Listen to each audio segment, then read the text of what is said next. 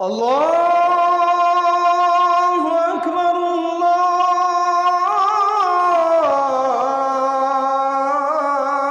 আল্লাহু আকবার।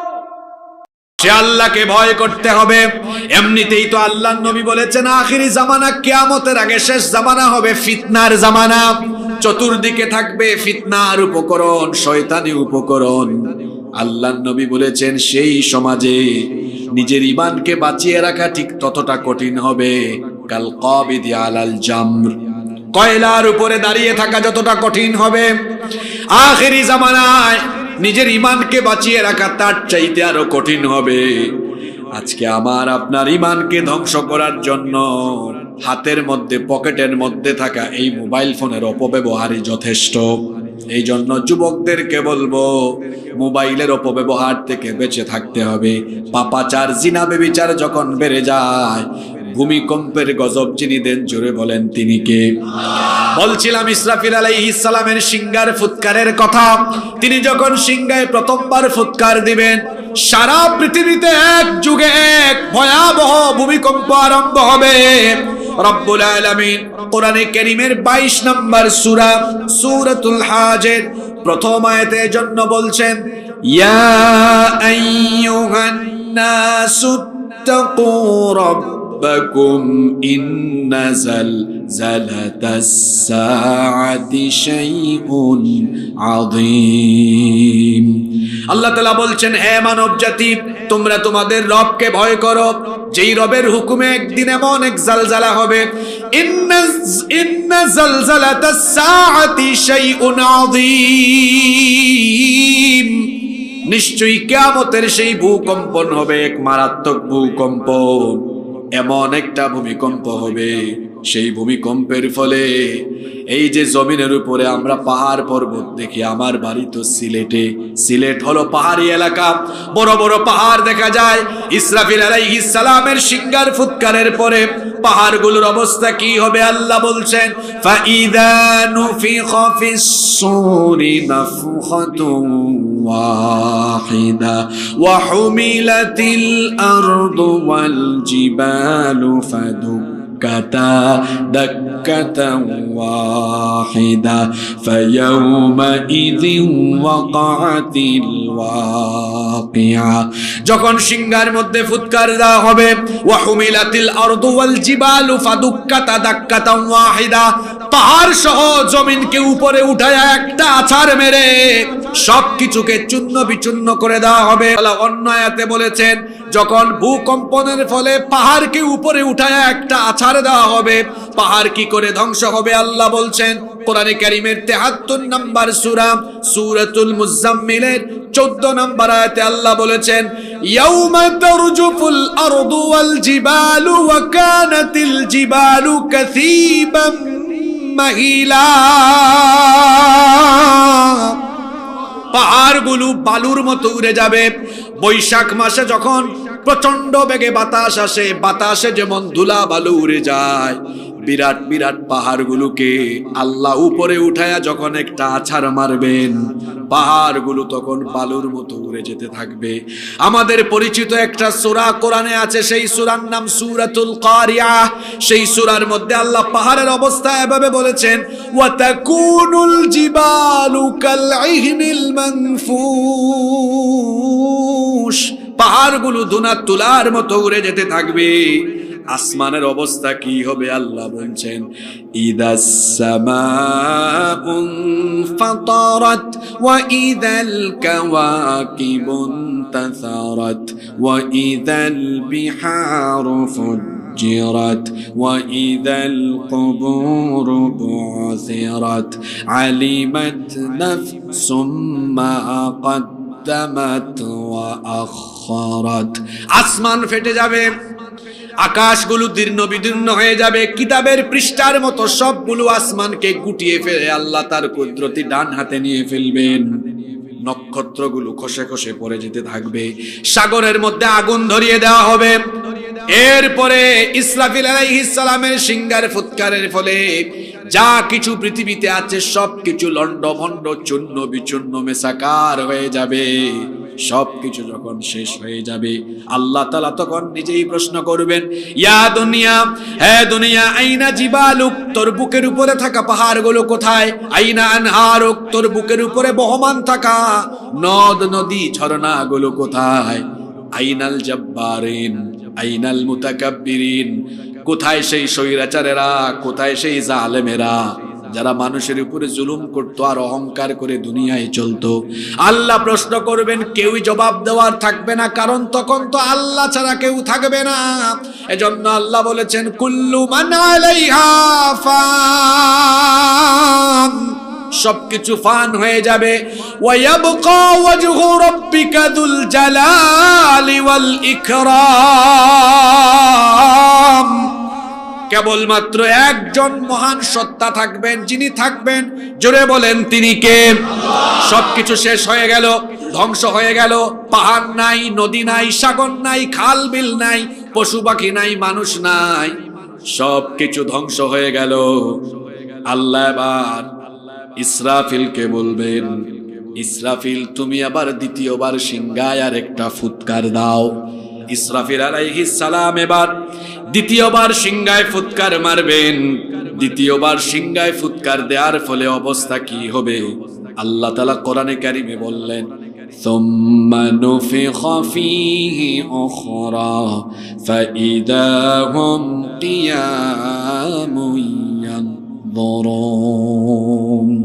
যখন দ্বিতীয়বার ফুৎকার দেওয়া হবে, কবরগুলো এবার খুলে যাবে। এই যে আপনাদের এলাকায় কবরস্থানে আপনারা অনেক মুর্দেগানকে কবর দিয়েছেন, ইসরাফিল আলাইহিস সালাম যখন দ্বিতীয়বার সিংহায় ফুৎকার মারবেন, সবগুলো কবরের উপর থেকে মাটি সরে যাবে। সূরা আদিয়াতে আল্লাহ বলেছেন, আফালা ইয়ালামু ইযা বু'সিরা মা ফিল কুবুর, তারা কি ওই সময়টার কথা জানে না যখন কবর খুলে দেওয়া হবে? কবর খুলে যাবে, মানুষ কবর থেকে উঠতে থাকবে। কি করে উঠবে? আম্মা জান আয়েশা রাদিয়াল্লাহু আনহা থেকে হাদিস এসেছে, তিনি বলেছেন, আল্লাহর নবী বলেছেন, ইহশারুন নাসু ইয়াউমাল কিয়ামাতি হুফাতান উরাতান গারলা, মানুষ কবর থেকে কিয়ামতের দিন উলঙ্গ, খালি পায়ে, নগ্ন পদে, খাতনাবিহীন অবস্থায় উঠে উঠে হাসরের ময়দানে গিয়ে সমবেত হবে। বিচারের দিন, কিয়ামতের ময়দানে, হিসাবের দিনে 15 কোটি কিলোমিটার দূরের সূর্য মানুষের মাথার খুবই নিকটবর্তী হয়ে যাবে। গুনাহগারদের মাথার চান্দি ফেটে মগজ উতরে উতরে গলে গলে গলে গলে বেয়ে বেয়ে পড়তে থাকবে। গুনাহগারেরা নিজেদের ঘামে নিজেরা সাঁতার কাটতে থাকবে। সেই দিন, বিচারের দিনে আল্লাহ তাআলা মানুষদেরকে 2 দলে ভাগ করে দিবেন। কথা বুঝে থাকলে বলেন, বিচারের দিনে মানুষ কয় ভাগে ভাগ হবে? আল্লাহ বলছেন, ফারিকুন ফিল জান্নাতি ওয়া ফারিকুন ফিস সাঈর, একদল লোক হলো জান্নাতি আর একদল লোক হলো জাহান্নামী।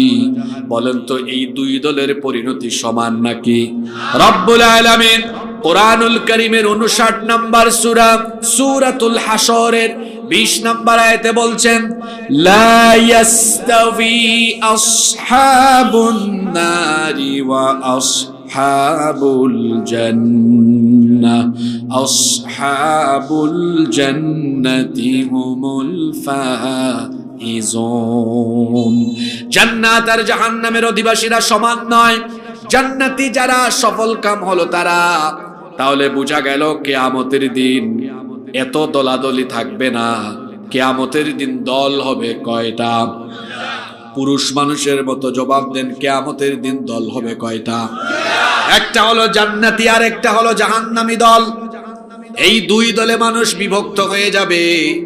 জান্নাত হলো অনাবিল সুখ শান্তি নেয়ামতের জায়গা, আর জাহান্নাম হলো সীমাহীন দুঃখ কষ্ট আযাবের জায়গা। জান্নাত আর জাহান্নাম তো একরকম নয়। কিয়ামতের ময়দানে যখন জান্নাত আর জাহান্নামীদেরকে ভাগ করে দেওয়া হবে, জান্নাত আর জাহান্নামীদের অবস্থা সেদিন 2 রকম হবে। আল্লাহ তাআলা আমলনামা ছেড়ে দিবেন। জান্নাতীরা সামন থেকে ডান হাতে আমলনামা পাবে, আর জাহান্নামীরা পেছন থেকে বাম হাতে আমলনামা পাবে। জান্নাতীরা হলো ডানপন্থী, জাহান্নামীরা হলো বামপন্থী। কথা বুঝে থাকলে বলেন তো জান্নাতীরা কোন পন্থী? এই যুবকেরা ঘুমায় গেছে নাকি? বলতে হবে জান্নাতীরা কোন পন্থী? জান্নাতীরা হলো আসহাবুল ইয়ামিন, ডানপন্থী, কোরআনপন্থী, ইসলামপন্থী। আর জাহান্নামীরা হলো বামপন্থী, তাগুতপন্থী, শয়তানপন্থী। এরা হলো জাহান্নামপন্থী। এই দুনিয়াতে ডানপন্থীদেরকে অনেকে মৌলবাদী বলে গালি দেয়, জঙ্গিবাদী বলে গালি দেয়। ডানপন্থীদেরকে অনেকে আজে বাজে গালি দেয়, কি দেয় না? যুবক ভাইরা, তাদের সুরের সাথে সুর মিলাইও না।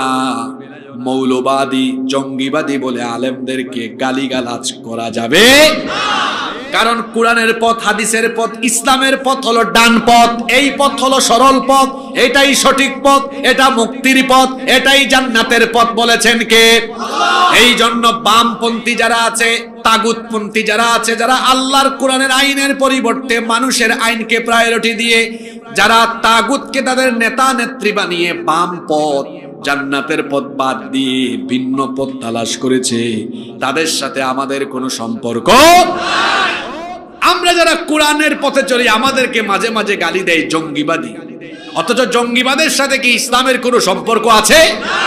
আমাদেরকে গালি দেয় মৌলবাদী। আরো কি, আলেমদেরকে মাঝে মাঝে গালি দেয় ধর্ম ব্যবসায়ী। আলেমদেরকে ধর্ম ব্যবসায়ী গালি দেওয়ার আগে আয়নায় নিজেদের চেহারা দেখো।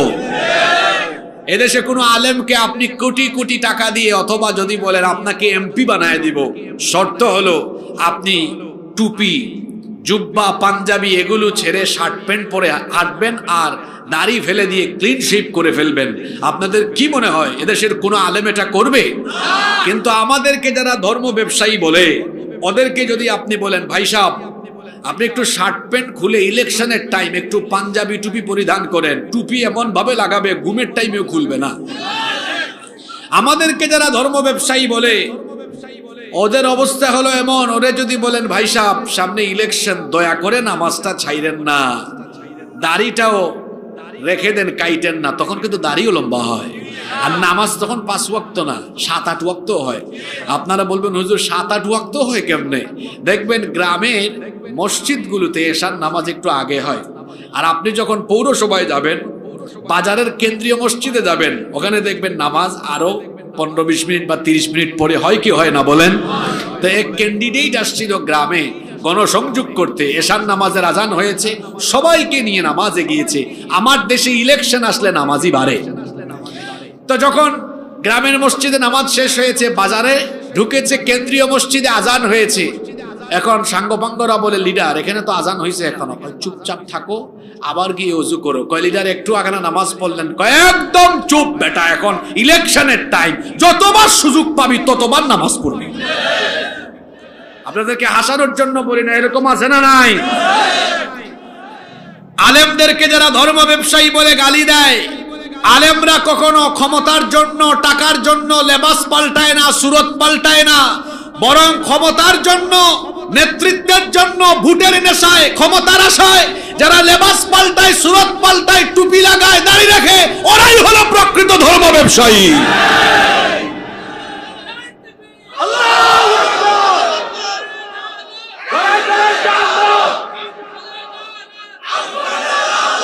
সম্মানিত ভাইয়েরা, সম্মানিত ভাইয়েরা, আগে সব স্লোগান দিয়ে এনার্জি কমাইয়েন না, তো পরে কেমনে দিবেন বলেন?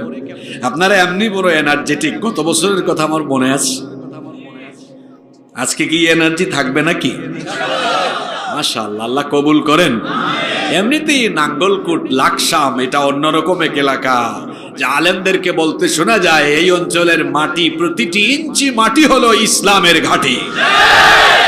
আল্লাহ আমার যুবক ভাইদেরকে দিনের জন্য কবুল করেন।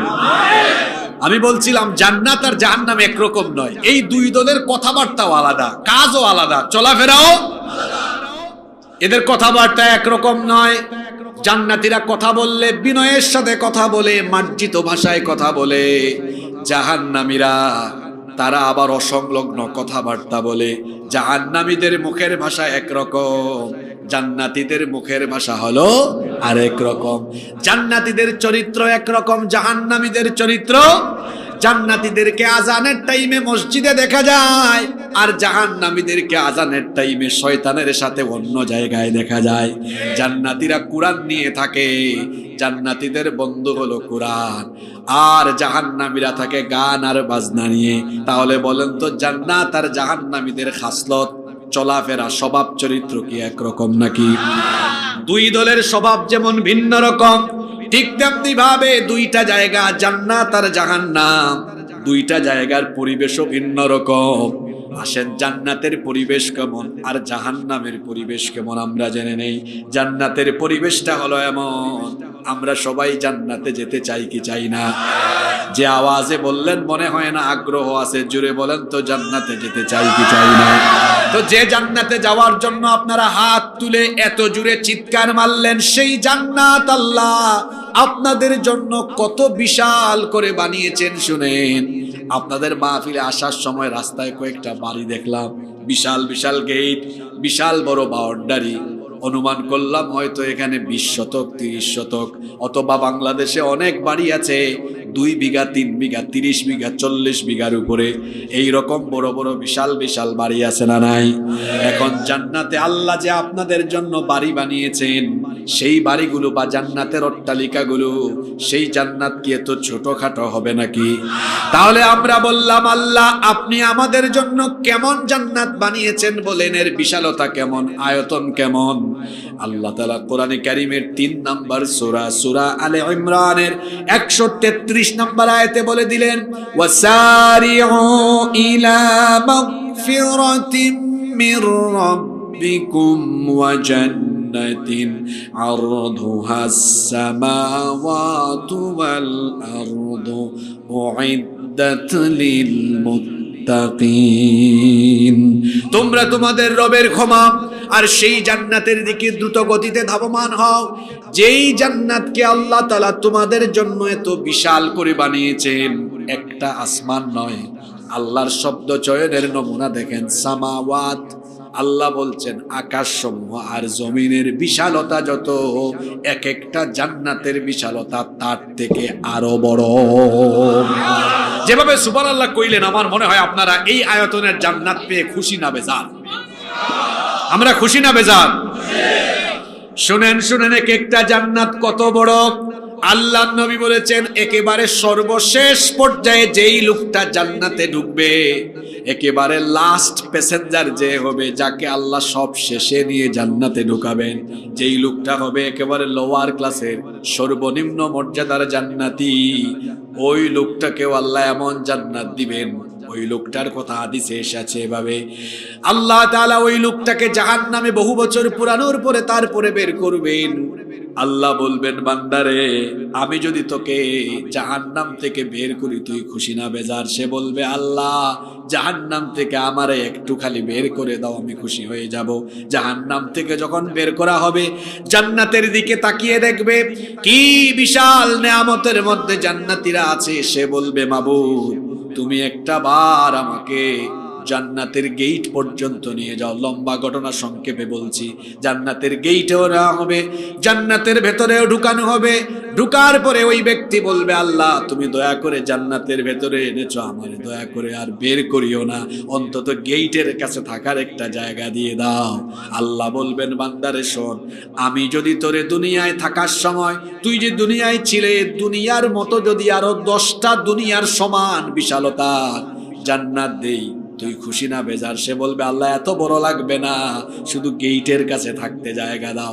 আল্লাহ বলবেন, না, তোর আশার চেয়েও আরো বড় শোন বান্দা, আমি তোকে দুনিয়ার মতো আরো 10টা দুনিয়ার সমান সমান আয়তনের জান্নাত আমি তোকে দান করে দিব। তো এই যদি হয় সর্বনিম্ন মর্যাদার জান্নাতীর জান্নাতের আয়তন, তো বাকিদের অবস্থা কি হবে? আল্লাহু আকবার। আপনার বাড়ির উচ্চতা হলো 10 ফিট 12 ফিট, ছাদ দেন না আপনারা? তো 10-12 ফিট ছাদের জন্য দরজা দিলেন কত ফিট? মাঝখানে পাল্লার মধ্যে যে গ্যাপ আছে, ডিস্টেন্স আছে, সেটা হলো 3 হাত বা 3.5 হাত। হাইট হলো 7 হাত। হাইট হলো কত? 7 হাত, 7 ফিট, সরি কত ফিট? 7 feet height. আর এইদিকে পাল্লার মাঝখানের ব্যবধান হলো 3 বা 3.5 ফিট। এখন আপনার জান্নাত যে এত বড়, জান্নাতে ঢোকা দরজাটা কত বড়। আল্লাহর নবী বলেছেন জান্নাতের এক একটা কপাট, এক একটা দরজা হলো সৌদি আরবের মক্কা শহর থেকে বাহরাইনের হাজার শহরের দূরত্ব যত, গুগল শরীফে গুগল ম্যাপে সার্চ করে দেখেন এর দূরত্ব হলো প্রায় 1300 থেকে 1500 কিলোমিটার।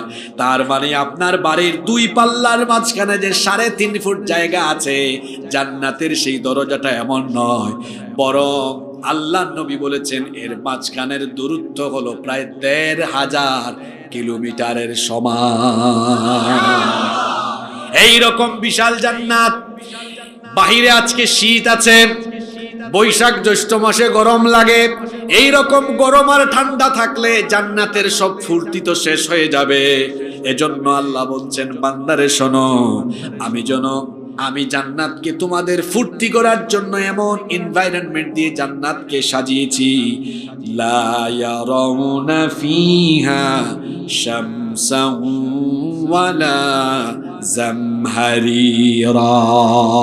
জান্নাতের কোথাও গরম নাই, আবার প্রচন্ড ঠান্ডাও নাই, কারণ প্রচন্ড ঠান্ডা লাগলেও কষ্ট হবে, প্রচন্ড গরম লাগলেও কষ্ট হবে। এজন্য আল্লাহ বলছেন গোটা জান্নাতের পরিবেশটা আমি না শীত না গরম, অর্থাৎ নাতিশীতোষ্ণ আবহাওয়ার জান্নাত বানিয়েছি। আল্লাহ বলছেন ও বান্দা শোনো, তোমার জন্য যে জান্নাত বানিয়েছি, ওয়া ইযা রাআইতা সুম্মা রাআইতা নাঈমান ওয়া মুলকান কাবীরা,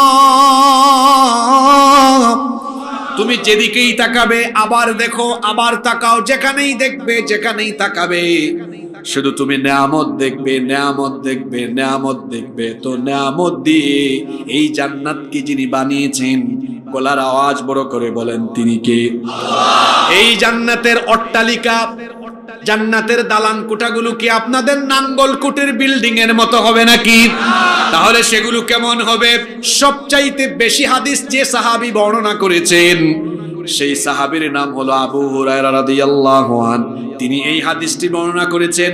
তিনি বলছেন আমরা একবার নবীজির কাছে গেলাম, গিয়ে আল্লাহর নবীকে বললাম হাদিসনা আনিল জান্নাতি মা বিনাউহা, আপনি একটু ওয়াজ করেন, আপনি আমাদেরকে একটু বলেন কেমন করে আল্লাহ জান্নাত বানিয়েছেন, ডিজাইনের কথা আমাদেরকে বলেন। আল্লাহর নবী তখন বললেন লিবনাতুম মিন ফিদ্দাতিন ওয়া লিবনাতুম মিন যাহাব ওয়া মিলাতুহাল মিসকুল আযফার ওয়া হাসবাউহাল লুলু ওয়াল ইয়াকুত ওয়া তুরবাতুহা জাফরান। আল্লাহর নবী বললেন সাহাবীরা শোনো, জান্নাত আল্লাহ এত অ্যাট্রাকটিভ করে বানিয়েছেন, স্বর্ণ আর রৌপ্যের ইটের গাঁথুনি দিয়ে প্রতিটি দেয়াল প্রস্তুত হয়েছে। আল্লাহু আকবার। এই যে মাটির তৈরি কাঁচাই মাটির তৈরি ইট না, এগুলো হলো স্বর্ণ আর রৌপ্যের তৈরি, ইয়াকুত আর মতির পাথর, বালু আর সিমেন্টে মেশকের সুগন্ধি, আর ইটালিয়ান কোনো টাইলস নয়। ওয়া তুরবাতুহা জাফরান, জাফরান দিয়ে জান্নাতের মেঝেগুলো তৈরি করা হয়েছে।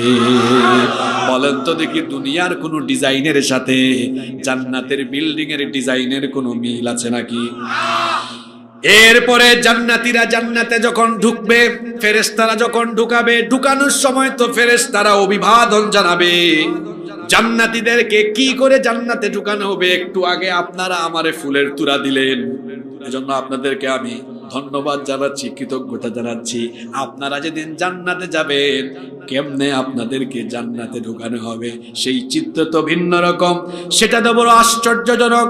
আপনাদের এলাকায় যদি প্রধান উপদেষ্টা ডক্টর মোহাম্মদ ইউনূস আসেন, দেখা যাবে গাড়ি থেকে বা হেলিকপ্টার থেকে নেমে অনুষ্ঠান পর্যন্ত যাওয়ার এই জায়গাটা লাল গালিচা রেড কার্পেট দিবে, ফুলের তুরা দিয়ে গ্রহণ করবে। মানুষ তাদেরকে, মানুষ বলতে বোঝাচ্ছি সরকারি বড় বড় কর্মকর্তারা ফুলের তোলা দিবে, রিসিভ করবে। আপনাদেরকে যখন জান্নাতে ঢুকানো হবে, স্পেশাল কোনো মানুষ নয়, বরং আল্লাহর স্পেশাল তৈরি নূরের ফেরেশতারা দাঁড়িয়ে দাঁড়িয়ে আপনাদেরকে ওয়েলকাম জানাবে। আল্লাহু আকবার। কি করে তারা ওয়েলকাম জানাবে শুনেন। রব্বুল আলামিন কোরআনুল কারীমের 39 নম্বর সূরা সূরাতুজ জুমারের 73 নম্বর আয়াত থেকে বলছেন ওয়াসিকাল্লাযীনা তাকাউ রাব্বাহুম ইলাল জান্নাতি যুমারা হাত্তা حتى إذا جاءوها وفتحت أبوابها وقال لهم خزنتها سلام عليكم طبتم فادخلوها খালিদিন। আল্লাহ তাআলা বলছেন যারা তাদের রবকে ভয় করে সারা জীবন পরিচালনা করেছে এদেরকে ফেরেশতারা যখন জান্নাতে ঢুকাবে, জান্নাতের গেটের কাছে যাওয়া মাত্রই জান্নাতের দরজা তাদের জন্য ওপেন হবে। আর জান্নাতীরা জান্নাতের গন্ধ কেমনে পাবে? রাসূল বলেছেন এখান থেকে 40 বছরের দূরত্ব থাকতেই জান্নাতীদের নাকের ডগায় জান্নাতের সুগন্ধ এসে লাগতে থাকবে। আল্লাহু আকবার। এই এলাকায় যদি কোনো জিয়াফতের আয়োজন হয়, চট্টগ্রামে এটাকে মেজবান বলে, কোনো বাড়িতে যদি রান্না বান্না হয় দেখবেন অন্তত আশেপাশে বিরিয়ানির ঘ্রাণ চলে যায়। যেমনি করে আশেপাশে বিরিয়ানি রান্না হলে বিরিয়ানির ঘ্রাণ আপনার নাকে এসে লাগে। আল্লাহর নবী বলেছেন জান্নাতীরা জান্নাত থেকে আরো 40 বছরের দূরত্বে থাকতেই তাদের নাকে তারা জান্নাতের সুগন্ধ পেতে থাকবে। সুবহানাল্লাহ। জান্নাতীরা যখন জান্নাতের গেটের কাছে পৌঁছাবে ফেরেশতারা তখন ওয়েলকাম জানাবে। ফেরেশতারা তখন বলবে সালামুন আলাইকুম তিবতুম ফাদখুলুহা খালিদিন। আপনাদের উপরে সালাম, চিরকালের জন্য আপনারা আল্লাহর জান্নাতে প্রবেশ করেন। জান্নাতীরা জান্নাতে ঢুকেই গেটের কাছে ঢুকেই দেখবে জান্নাতে তো সুন্দর, চতুর্দিকে সুন্দর সুন্দর বাগান, সারি সারি পান পাত্র সাজানো। জান্নাতীরা মনে করবে এটাই মনে হয় জান্নাতের মূল আকর্ষণ, খাওয়া দাওয়া আরম্ভ করবে। ফেরেশতারা এসে বলবে তো পাগল হইয়েন না, জান্নাত তো এখান থেকে আরো বহু দূরে। যেতে যেতে তারা আরো নেয়ামত দেখবে, নেয়ামতই দেখবে, দেখতেই থাকবে দেখতেই থাকবে। জান্নাতীরা জান্নাতে ঢুকে জান্নাতের বিল্ডিং গুলো এত সুন্দর, আল্লাহর নবী বলেছেন ভেতর থেকে বাহিরের সকল দৃশ্য দেখা যায়। এত সুন্দর করে আল্লাহ জান্নাত বানিয়েছেন। সেখানে ঝর্ণা থাকবে, ঝর্ণার কলকল ধ্বনি তারা উপভোগ করবে। সুন্দর গালিচা থাকবে, সুউচ্চ আসনে হেলান দিয়ে বসে বসে জান্নাতের নয়নাভিরাম দৃশ্য তারা অবলোকন করবে। আপনাদের বাড়িতে মেহমান আসলে মেহমানদারি আপনারা করেন, হয়তো খেজুর দেন, প্রথমে আপনারা হয়তো বিভিন্ন রকমের নাস্তা দেন। কিন্তু জান্নাতীরা যখন জান্নাতে ঢুকবে জান্নাতীদেরকে কি করে আপ্যায়ন করা হবে শুনেন। আল্লাহর নবী বলেছেন জান্নাতীরা জান্নাতে ঢোকার পরে সর্বপ্রথম মাছের কলিজা ভুনা করে তাদের সামনে পরিবেশন করা হবে। শুধু মাছের কলিজা ভুনাই নয়, তাদের সামনে চিকেন থাকবে, মাটন থাকবে, বিফ থাকবে, বারবিকিউ ডিনার পার্টি হবে সেখানে। শুধু তাই নয়, আল্লাহ বলেছেন ওয়া লাহমিন তায়রিম মিম্মা ইয়াশতাহুন। সূরা ওয়াকিয়ার 21 নম্বর আয়াতে আল্লাহ বলছেন যে রকমের সুস্বাদু মজাদার পাখির গোশত চাইবে সেখানে তাদেরকে পাখির গোশত দেওয়া হবে।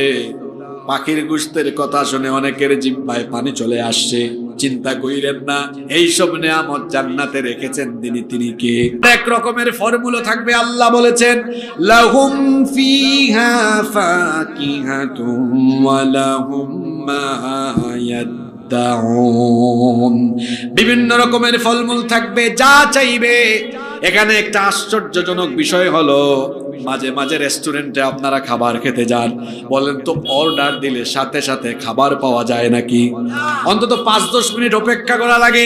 কিন্তু জান্নাতের মজা হলো, আল্লাহ তাআলা বলছেন জান্নাতের মজাটা হলো বান্দা যখন যেটা চাইবে অপেক্ষা করা লাগবে না, চাওয়া মাত্রই তার সামনে সেটা হাজির হয়ে যাবে। আল্লাহু আকবার। বিভিন্ন রকমের ফলমূল থাকবে, আপেল থাকবে, আঙ্গুর থাকবে, মালটা থাকবে, ডালিম থাকবে। দুনিয়ায় যা দেখেছে খেয়েছে সেগুলো আছে, আবার দুনিয়ায় যা খায় নাই দেখে নাই সেগুলোও সেখানে আছে না নাই? কিন্তু মানুষের একটা খাসলত হলো আমরা যত পাই তারপরেও দেখা যায় আমাদের সমস্যা অথবা অজুহাতের কোনো শেষ। জান্নাতীরা যখন জান্নাতে দুনিয়ার অনেক ফলমূল বা খাবার দাবার দেখবে জান্নাতীরা তখন বলবে, সূরা বাকারার 25 নম্বর আয়াতে এসেছে, আল্লাহ বলছেন কুল্লামা রুজিকু মিন منها من ثمرة رزقا قالوا هذا الذي رزقنا من قبل وأتوا به মুতাশাবিহা। এই সকল খাবার দাবার রিজিক দেখলে তারা বলবে আল্লাহ এগুলো আপনি কেন দিলেন, এগুলো তো আমরা দুনিয়ায় খেয়েছি, এগুলো এখানে আবার কেন দিচ্ছেন? আল্লাহ তখন বলবেন বান্দা এত বেশি নাচুর বান্দা হয়ে এত কথা বলিস না রে বান্দা, দুনিয়ায় তুই যা খেয়েছিস সেগুলোর মধ্যে ভেজাল আছে না নাই? বর্তমানে আমাদের খাবারের ভেতরে এত ভেজাল, ভেজাল ছাড়া কোনো খাবারই এখন পাওয়া যায়? আল্লাহ বলবেন সেখানে তো ভেজাল ছিল, ফ্রেশ খাবার অপ্রতুল ছিল, ফ্রেশ খাবার পাওয়া দুর্লভ এবং কঠিন ব্যাপার ছিল। কিন্তু বান্দা শোনো, জান্নাতে তোমাকে যত রিজিক ফলমূল বা যা কিছু দেওয়া হচ্ছে সব হলো টাটকা, সব হলো ফ্রেশ। শুধু তাই নয়, দুনিয়ায় তুমি যে ফলমূল খেয়েছো এক একটা ফলে এক এক রকম স্বাদ। আপেলের স্বাদ এক রকম, জামের স্বাদ এক রকম, বেলের স্বাদ এক রকম, কাঁঠালের স্বাদ এক রকম। কিন্তু বান্দারে শোনো, এই জান্নাতের ফলগুলো হলো এমন, জান্নাতের এক একটা ফলের ভেতরে একটা দুইটা নয়, আল্লাহ নবী বলেছেন জান্নাতের এক একটা ফলের ভেতরে 70 রকমের স্বাদ রয়েছে। কত রকমের স্বাদ রয়েছে? বিভিন্ন রকমের ড্রিঙ্কসও থাকবে। আল্লাহ বলছেন ওয়াসাকাহুম রাব্বুহুম শারাবান তাহুরা, পবিত্র শরাব থাকবে। যুবক ভাইরা, নাপাক শরাব, এই দুনিয়াতে নাপাক শরাব, আজে বাজে জিনিসপত্র খেয়ে যৌবনকে নষ্ট করে দিও না। আজকে আমার যুবকদের চরিত্র নষ্টের জন্য চরিত্র বিধ্বংসী উপাদান মাদক আমাদের সমাজে আছে না নাই? যুবক ভাইদেরকে বলবো মাদকাসক্ত হয়ে যেও না। এই কুমিল্লার বেশ কিছু অঞ্চল আছে, 14 গ্রাম সহ আরো কয়েকটা অঞ্চল আছে যেখানে বর্ডার দিয়ে মাদক ঢুকে, মাদকের কারবার যারা করে, মাদক যারা সেবন করে, যারা গ্রহণ করে, এমনকি মাদকের যারা সাথে যারা সম্পৃক্ত থাকে, এদেরকে লানত করেছেন আল্লাহ, এদেরকে লানত করেছেন রসুল, এদেরকে লানত করেছেন ফেরেশতারা।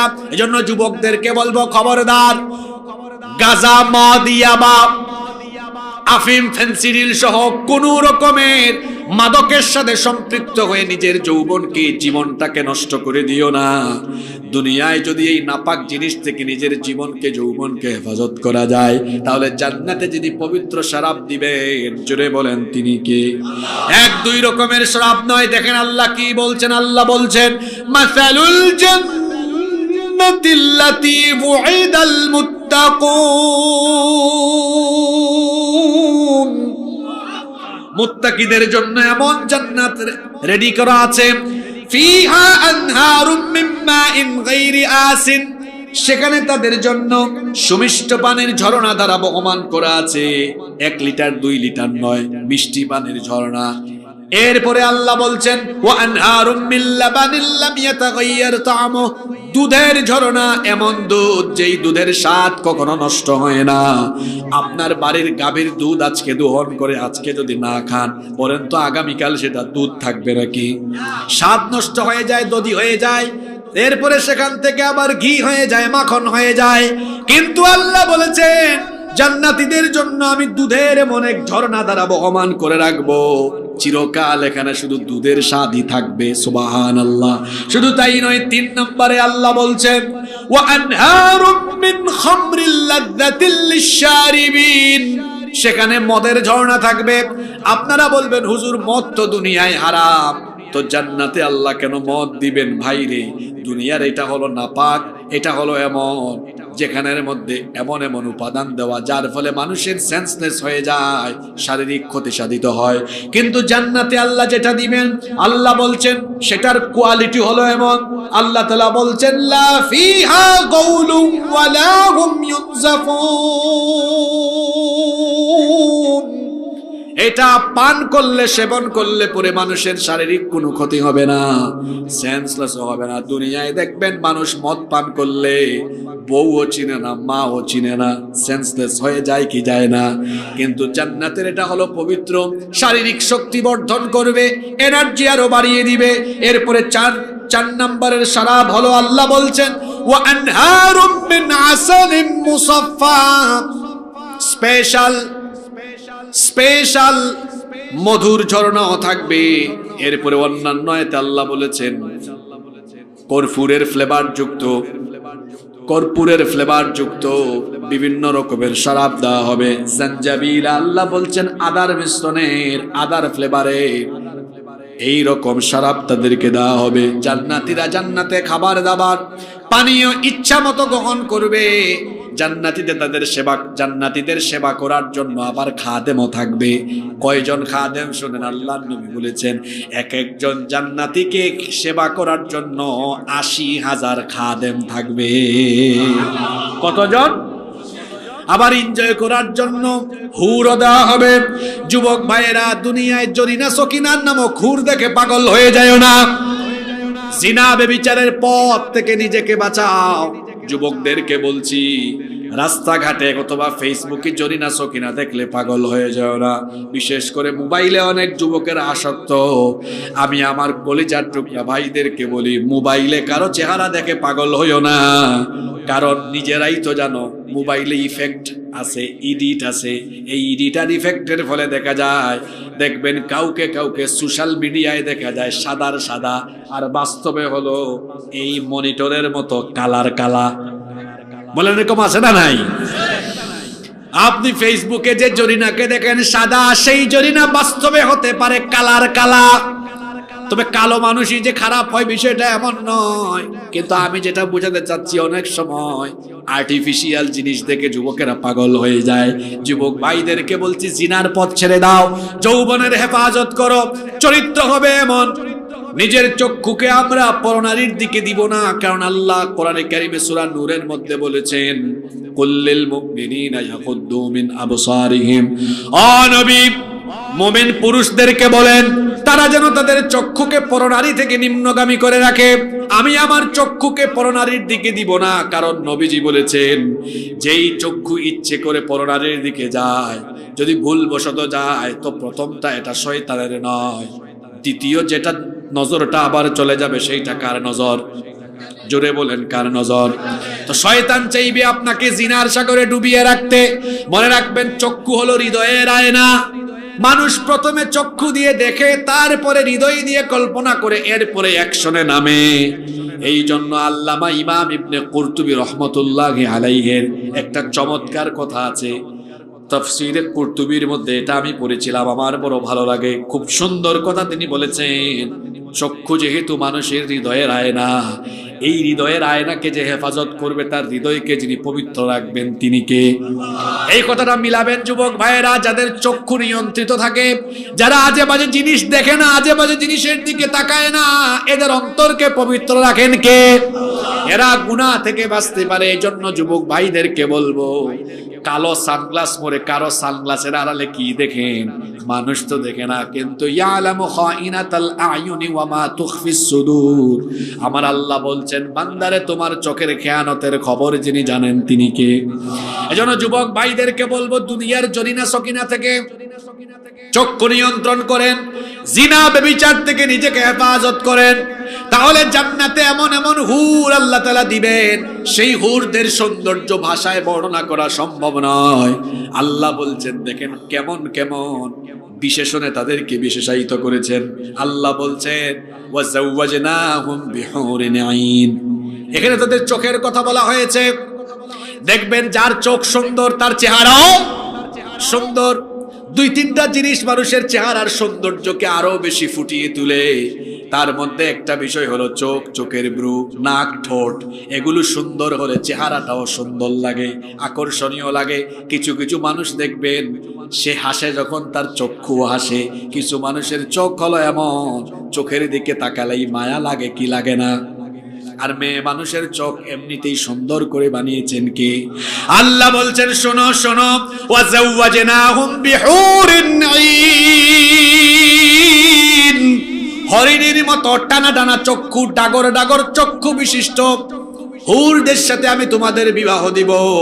আমরা বললাম, আল্লাহ এদের সৌন্দর্য কেমন? আল্লাহ বললেন, কামসালিল লুলুইল মাকনুন কান্নাহুন্নাল ইয়াকুত ওয়াল মারজান। কত রকমের বিশেষণ আল্লাহ দিয়েছেন। ইয়াকুত আর মারজানের চেয়েও সুন্দর। ঝিনুকের মধ্যে যে মুক্তা লুকিয়ে থাকে, এর চাইতেও আরো সুন্দর হাদিস শরীফে এসেছে, আল্লাহর নবী বলেছেন, কোনো একজন হুরকে যদি আল্লাহ কখনো দুনিয়ার আসমানে এসে একবার উকি দেওয়ার জন্য পারমিশন দিতেন, তাহলে দুনিয়ার সূর্য আর চন্দ্রের আলো ওই হুরের সৌন্দর্যের কাছে ম্লান হয়ে যেত। আল্লাহু আকবার। এবং সে যদি একটিবার তার আঁচল দিয়ে অথবা চুলটা একটু দুনিয়ার আসমানে এসে একটু নাড়া মারতো, একটু নড়াচড়া করত, তাহলে দুনিয়ার পূর্ব থেকে পশ্চিম দিগন্ত পর্যন্ত তার সুগন্ধিতে গোটা দুনিয়া সুগন্ধিযুক্ত হয়ে যেত। এই রকমের স্পেশাল হুর জান্নাতে যিনি রেখেছেন, জুড়ে বলেন তিনি কে? জান্নাতীরা খাবে দাবে ফুর্তি করবে, কিন্তু আশ্চর্যের ব্যাপার সেখানে কোনো টয়লেট নাই, পেশাব পায়খানার ব্যবস্থা নাই। আপনারা মনে মনে ভাবিয়েন না হুজুর, তাহলে আল্লাহ কি কায়দা করে কামটা করলেন নাকি যেন আমরা খাইতে পারি কম? বিষয়টা এমন নয়। জান্নাত হলো পবিত্র জায়গা, পবিত্র জায়গায় এই টয়লেটের কোনো ব্যবস্থা আল্লাহ রাখেন। মাঝে মাঝে আপনারাও জান্নাতি কাম আপনাদের এলাকায় করে রাখছেন। কিভাবে? শুনেন, এই অঞ্চলগুলোতে মাঝে মাঝে মাহফিলে আসলে এমন বিপদে পড়তে হয়, রাগ করেন না আপনারা। কখনো ইস্তেঞ্জায় প্রয়োজন হলে মসজিদে ঢুকলে মসজিদের এই কি বলে এটাকে, টয়লেট গুলো তালা দেওয়া পাওয়া যায়, এমনকি মসজিদ পর্যন্ত তালা দিতে দেখা যায়। আমি গতকালের কথা বলি, ফেনীতে আমি ৩-৪টা মসজিদে, এমনিতেই জানেন আসরের নামাজের সময় কম, আসর টু মাগরিব অল্প সময় না, এখন তো শীতকাল, আমরা আসতেছি তো আসরের নামাজের আজান হয়েছে, ৩-৪ জায়গায় দাঁড়ালাম, মসজিদ তালা দেওয়া, ইস্তিনজা যে করবে ওই সুযোগও নাই, ওইটাও তালা দেওয়া। জানালার ফাঁক দিয়ে দেখলাম, দেখি তো মসজিদে কত হাজার ভরি স্বর্ণ আছে, দেখলাম কোনো স্বর্ণও নাই, ভাবলাম রূপা আছে নাকি, দেখলাম রূপাও নাই। আমরা চলে যাচ্ছি, ভাবলাম হয়তো এখানে কোনো গুপ্তধন মাটির নিচে থাকতে পারে, এই জন্য এলাকার মানুষ অথবা কর্তৃপক্ষ তালা দিয়ে রাখছেন, মাটির নিচে থাকতে পারে। তো চলে যাচ্ছি, গাড়িতে উঠছি, একজন বলে হুজুর আপনাকে দেখলাম মসজিদে যেতে, আবার বের হয়ে আসলেন। বললাম ভাই, 2 কামের কোনো কামই হয় নাই। বলতেছে হুজুর কোন 2 কাম? বললাম গেছিলাম একটু ইস্তিনজা করব, এই কামও হইল না, আর গেছিলাম একটু সালাত আদায় করব, ওইটা হইল না। কয় হুজুর চাবি তো আমার কাছে। আমি হেসে দিয়ে বললাম চাবি আপনার কাছে, তো কি খবর, এখানে কি আপনার বাপদাদার কোনো সম্পদ রাখছেন? কয় না হুজুর, আমার বাপদাদার কোনো সম্পদ, কিন্তু মসজিদের তো একটা সিকিউরিটির ব্যাপার স্যাপার আছে। আমি বললাম তাই, চলেন তো দেখি এখানে কেমন গুপ্তধন আছে। এই লোক তো আমার ভাষা বুঝে নাই, প্রথমে ভাবছে হয়তো হুজুর মজা করে বলতেছে। ঢুকে দেখলাম মসজিদের সম্পদ হলো কয়েকটা ফ্যান, কয়েকটা লাইট আর মাইক, একসাথে আছে, এসি ওই মসজিদে নাই। বললাম ভাই, এই মসজিদে তো তেমন কোনো সম্পদ নাই, তালা দিয়ে রাখছেন কেন? কয় না হুজুর রাখছি, মানুষ ময়লা করে ফেলে। আমি বললাম ময়লা করলে প্রয়োজনে একজন খাদেম রাখবেন, পরিষ্কার পরিচ্ছন্ন করবে। আল্লাহর ঘর তালাবদ্ধ রাখার অধিকার কোনো বান্দাকে দেওয়া হয় নাই, এটা 24 ঘন্টা খোলা রাখতে হবে। মসজিদ কেন তালা দেওয়া থাকে? এমনও হতে পারে একজন লোক আপনার এলাকায় আসছে, বিপদে পড়ে গেছে, এমনও হইতে পারে একটু মসজিদে গিয়ে বসছে, একটু বিশ্রাম নিচ্ছে, বিশ্রামেরও ব্যবস্থা হইতে পারে, অসুবিধা আছে? তালা দিয়ে রেখেছে মসজিদের টয়লেট। গত বছর তো নোয়াখালী যাওয়ার সময় এক হুজুর, ইমাম মুয়াজ্জিন বসা ঘরের ভিতরে, আমি বলছিলাম হুজুর একটু বেরোন না, ইস্তিনজায় যাবো। কয় কে আপনি, চলে যান এখান থেকে। আমি বললাম না, আপনার নুরানি চেহারা না দেখে আমি যাব না, আর আপনারা কি হুজুর বানাইছে এইটাও না জেনে এখান থেকে এক পা আমি আগাবো না। কি আশ্চর্য ব্যাপার, মসজিদের টয়লেট পর্যন্ত তালা দিয়ে রাখে। আমরা অনেক সময় মা বোনদেরকে নিয়ে যখন আপনারা বের হন, মা বোনদের প্রয়োজন পড়লে কোথাও একটু নেমে যে যাবে, অন্তত মসজিদের টয়লেট গুলো যদি খোলা থাকতো যেতে পারতো কি পারতো না বলেন? যেতে পারতো। আর মসজিদে আপনার জামাতের টাইম শেষ হয়েছে, তারপরে আপনি তালা লাগিয়ে দিবেন কেন? এমনও হইতে পারে কেউ জেমে পড়েছে, কেউ জরুরি কাজে আটকে গিয়েছে, জরুরতের কারণে আসতে পারে না, এমনও হতে পারে 10 মিনিট পরে এসে তারা আরেকটা জামাত পড়তে পারে। এজন্য মসজিদ কখনো তালা অবস্থায় রাখা যাবে। আপনারা এটা করবেন, আল্লাহ সবাইকে বুঝার তৌফিক দেন। বলছিলাম সেইখানে জান্নাতে কোনো টয়লেট থাকবে না, টয়লেটের কোনো দরকার পড়বে না। আল্লাহর নবী বলেছেন এর কারণ হলো জান্নাতীরা খাবার গ্রহণ করবে ঢেকুরের মাধ্যমে, খাবার হজম হয়ে যাবে, আর মেশকের সুগন্ধের মতো একটা সুগন্ধ তখন বের হতে থাকবে। সুবহানাল্লাহ পড়বেন না? জান্নাতের পরিবেশটা হলো এইরকম। কষ্ট হচ্ছে নাকি আপনাদের? আমরা 10-15 মিনিট থাকতে পারবেন আরো? একেবারে জায়গা মতো লাইন মতো এখানে নিয়ে যাচ্ছি। আর ওইদিকে বামপন্থী, তাগুতপন্থী এবং যারা আল্লাহ রসুলের দিনের বিপরীতে গিয়ে জীবনযাপন করে সেই জাহান্নামের পরিবেশ, এটা তো বড় সাংঘাতিক। সেই পরিবেশ বড় মারাত্মক, সেটা আলাদা। ও আমার যুবক ভাইরা, কি করে নামাজ ছেড়ে দেন, কি করে আব্বা আম্মার সাথে বেয়াদবি করেন, কেমনে মোবাইলের ফিতনায় পড়েছেন, কি করে জিনা ব্যভিচার গান বাজনায় আসক্ত হয়েছেন, কেমনে মানুষকে ওজনে কম দেন, কি করে সুদ ঘুষ অন্যায় অপরাধ হারাম উপার্জনে লিপ্ত আছেন। এগুলোর পরিণতি হিসাবে যে জাহান্নাম আল্লাহ বানিয়েছেন, সেই জাহান্নাম কত কঠিন, কত ভয়ঙ্কর, কত সাংঘাতিক। এবার শুনেন, এই কথাগুলো শুনলে তো গায়ের লোম দাঁড়িয়ে যায়। এত ভয়ঙ্কর, এত ভয়ঙ্কর জাহান্নাম। আল্লাহ বলেছেন কেমনে পাপ করো শোনো, সেই পাপের ফলাফল হিসাবে যে জাহান্নাম আমি বানিয়েছি, এটা কত মারাত্মক। ইবনে হিব্বানের বর্ণনায় হাদিস এসেছে, আল্লাহর নবী বলেছেন, লাউ আন্না হিজরান ইউকদাফু বিহি ফি জাহান্নাম হাওয়া 70 খরিফান ক্বাবলা আন ইয়াবলুগা কারুহা। আল্লাহর নবী বলেছেন, জাহান্নামী পাপীদেরকে জাহান্নামে শাস্তি দেওয়ার জন্য জাহান্নামকে আল্লাহ এত গভীর করেছেন, যদি জাহান্নামের মুখের মধ্যে একটা পাথর ফেলা হয়, আমার দিকে তাকান, এই যে হাতের মধ্যে টিস্যু, এই টিস্যু ফেললাম, নিচে পড়লো, 1 সেকেন্ডও লাগলো না, এটা পাতলা। কিন্তু যখন ভারী বস্তু উপর থেকে নিচে ফেলবেন, সেটা আরো দ্রুত পড়বে নাকি লেট করে পড়বে? আরো দ্রুত পড়বে। বুঝার চেষ্টা করেন, পাপ করার আগে এই কথাগুলো শুনেন, হাদিসগুলো শুনেন। কি করে পাপ করেন আমি বুঝি না, কলিজাটা কেঁপে উঠার মতো কথা আল্লাহর নবী বলেছেন। যখন জান্নাতের মুখে একটা পাথর ফেলা হয়, যদি জান্নাতের মুখে একটা পাথর ফেলা হয়, সেই পাথরটা জাহান্নামের তলদেশ পর্যন্ত পৌঁছাতে 70 বছর সময় লাগে। আল্লাহু আকবার। কত বছর? জুড়ে বলেন কত বছর? কবর তো 3.5 হাত, জাহান্নামের গভীরতা এত, একটা পাথর ফেললে তলদেশে পৌঁছাতে সময় লাগে 70 বছর। কি করে গুনাহ করেন আমি জানি না। আল্লাহ বলছেন, জাহান্নামকে কিয়ামতের দিন যখন টেনে আনা হবে, মানুষ সেদিন জাহান্নামের ক্ষিপ্রতা, তীব্রতা, ভয়ঙ্কর রূপ দেখবে। শুনেন শুনেন, আল্লাহ কি বলছেন, রব্বুল আলামিন বলছেন, যখন যখন জাহান্নামকে টেনে আনা হবে, জাহান্নাম এমন ক্ষিপ্র অবস্থা ধারণ করবে, আল্লাহ তাআলা বলছেন, ইদা উলকু ফিহা সামিউ লাহা শাহীকান ওয়া হিয়া তাফুর। কিয়ামতের ময়দানে জাহান্নামীরা জাহান্নামের ভয়ঙ্কর গর্জন শুনবে। বৈশাখ জ্যৈষ্ঠ মাসে রাতের বেলা ঘুমিয়ে থাকলে আকাশে যখন বিদ্যুৎ চমকায়, তখন একটা বজ্রের গর্জন হয় কি হয় না? মাঝে মাঝে দেখবেন ভয় পেয়ে মানুষ ঘুম থেকে উঠে। আল্লাহ বলছেন, জাহান্নামীরা জাহান্নামের গর্জন যখন শুনবে, ভয়ে তারা কেঁপে উঠবে। তাকাদু তামাইয়াজু মিনাল গাইজ। জাহান্নামকে দেখলে মনে হবে রাগে গুসায় সে একেবারে ফেটে পড়তে চাইছে।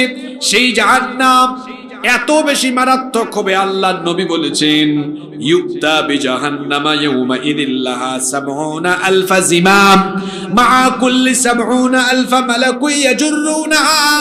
কি ভয়ঙ্কর হাদিস! এটা বলার সময় আমার নিজেরও গায়ের লোম দাঁড়িয়ে যাচ্ছে। কি ভয়ঙ্কর কথা আল্লাহর নবী বলেছেন। জাহান্নাম কিয়ামতের দিন এমন ভাবে হাজির হবে, তাকে হাজির করা হবে। জাহান্নামের মোট ৭০,০০০ লাগাম থাকবে। কথা বুঝে থাকলে বলেন কত হাজার লাগাম? আরো জুড়ে বলেন কত হাজার? কিন্তু আশ্চর্যের কথা হলো, প্রত্যেকটা লাগামের মধ্যে ফেরেশতা থাকবে আরো ৭০,০০০। শুধু লাগামটা এমনি করে আমার দিকে তাকান, ধরে রাখার জন্য, যেন জাহান্নামটা ছিটকে না পড়ে। ৭০,০০০ লাগাম, প্রতিটা লাগামে ফেরেশতার সংখ্যা হলো ৭০,০০০। তাহলে ৭০,০০০ গুণ ৭০,০০০ সমান কত? ৪৯০ কোটি। তার মানে জাহান্নাম এত ক্ষিপ্র, শুধু তার লাগামকে ধরে রাখার জন্য আল্লাহ তার স্পেশাল শক্তিশালী ৪৯০ কোটি ফেরেশতা নিয়োগ করেছেন। আল্লাহু আকবার। ৪০০ কত কোটি? জোরে বলেন, ৪০০ কত কোটি? ফজরের আজান দিলে আপনি ঘুমান, রাতের বেলা গান শুনে ঘুমান, সুযোগ পাইলে একটু জুয়া বা অনলাইন জুয়া খেলেন, সুযোগ পাইলে রাতের বেলা জরিনা সকিনাকে একটু মেসেঞ্জারে টেক্সট করেন। কি করে তো গুনাহ করতে মন চায়। এই গুনাহের পরিণতি হিসাবে যে জাহান্নাম, সেই জাহান্নামের ক্ষিপ্রতা, তীব্রতা ভয়ঙ্কর, এবং জাহান্নামের ভয়াবহ আগুনের ভয় কি কলিজায় নাই রে ভাই। আগুনের কথা কি আর বলবো, আল্লাহর নবী বলেছেন জাহান্নামের আগুনকে একটানা 3000 বছর উত্তাপ দেওয়া হয়েছে। জুড়ে বলেন কত বছর? 3000 বছর উত্তাপ দেওয়ার ফলে জাহান্নামের অবস্থা কি হয়েছে শুনেন। আল্লাহর নবী বলেছেন প্রথমে 1000 বছর তাপ দেওয়া হলো, যার ফলে জাহান্নামের আগুন কৃষ্ণ বর্ণ ধারণ করলো। এরপর জাহান্নামের আগুন রক্তিম বর্ণ ধারণ করলো, অতঃপর আরো 1000 বছর তাপ দেওয়া হলো। জাহান্নামের আগুন এবার কৃষ্ণ বর্ণ ধারণ করলো, শ্বেত। এরপরে আরো 1000 বছর জাহান্নামের আগুনকে উত্তাপ দেওয়া হলো। শেষে যখন আরো 1000 বছর উত্তাপ দেওয়া হলো, জাহান্নামের আগুন তখন তমসাচ্ছন্ন নিকষ কালো অন্ধকার অবস্থায় রূপ নিল। কথা বুঝে থাকলে বলেন তো দেখি জাহান্নামের আগুনের কালার কেমন? আরো জোরে বলেন কেমন? দুনিয়ার আগুনের কালারটা কেমন? তার মানে কি বুঝলেন? এখানে লাইট সব বন্ধ করে দেন, তারপরে দুনিয়ার আগুন জ্বালান, দেখবেন কালারটা লাল হওয়ার কারণে এখানে কিছু আলো দেখা যাবে। কিন্তু জাহান্নামের আগুন এত মারাত্মক, আলোকিত জায়গায় জ্বললেও সেটা অন্ধকার হয়ে যাবে। আর এটা এমন ভয়ঙ্কর আগুন, এটা শুধু মানুষের চামড়া জ্বালায় না, কলিজা সুদ্ধা জ্বালিয়ে ছারখার করে দেয়। আর সেই জাহান্নামে জাহান্নামীদেরকে যখন টেনে টেনে কেমনে নেওয়া হবে শুনেন। জাহান্নামীদের পায়ের মধ্যে সেদিন শিকল লাগানো হবে, জিঞ্জির পরানো হবে। কত গজ লম্বা? আল্লাহ বলছেন সুম্মা ফি সিলসিলাতিন দারুহা 70 দিরান ফাসলুকু, 70 গজ লম্বা শিকল দিয়ে বাঁধা হবে। তারপরে টেনে হিচড়ে জাহান্নামীদেরকে যখন জাহান্নামে নিয়ে যাওয়া হবে, জাহান্নামের দরজার কাছে আসার পরে জাহান্নামের দারওয়ান ফেরেশতারা তাদেরকে জিজ্ঞেস করবে, কুল্লামা উলকিয়া ফিহা ফাউজুন সাআলাহুম খাযানাতুহা আলাম ইয়াতিকুম নাদির। তারা বলবে, কিরে কপাল পুরা, তোর কাছে কি কোনো সতর্ককারী নবী রাসূল কিংবা নবী রাসূলদের ওয়ারিস আলেম ওলামারা কি তোদেরকে সতর্ক করে নাই? জাহান্নামের আলোচনা করে নাই? জাহান্নাম সম্পর্কে তোদেরকে কি সতর্ক করে নাই? তখন এই জাহান্নামীরা জবাব দিবে, ক্বালু বালা ক্বাদ জাআনা নাদির। অবশ্যই সতর্ককারী এসেছিল। হাসিবুর রহমান হুজুর আমাদের এলাকায় আসছিল, লম্বা সময় শত শত আয়াত হাদিস পড়ে পড়ে আমাদেরকে বুঝাইছে। আল্লাহ বলবেন, তো বুঝাইছে তো তুই কি করছিলে? বলবে, আল্লাহ আমরা বয়রার মতো শুনছি, এক কান দিয়ে ঢুকাইছি অন্য কান দিয়ে বের করেছি, এটা আমার কথা নয়।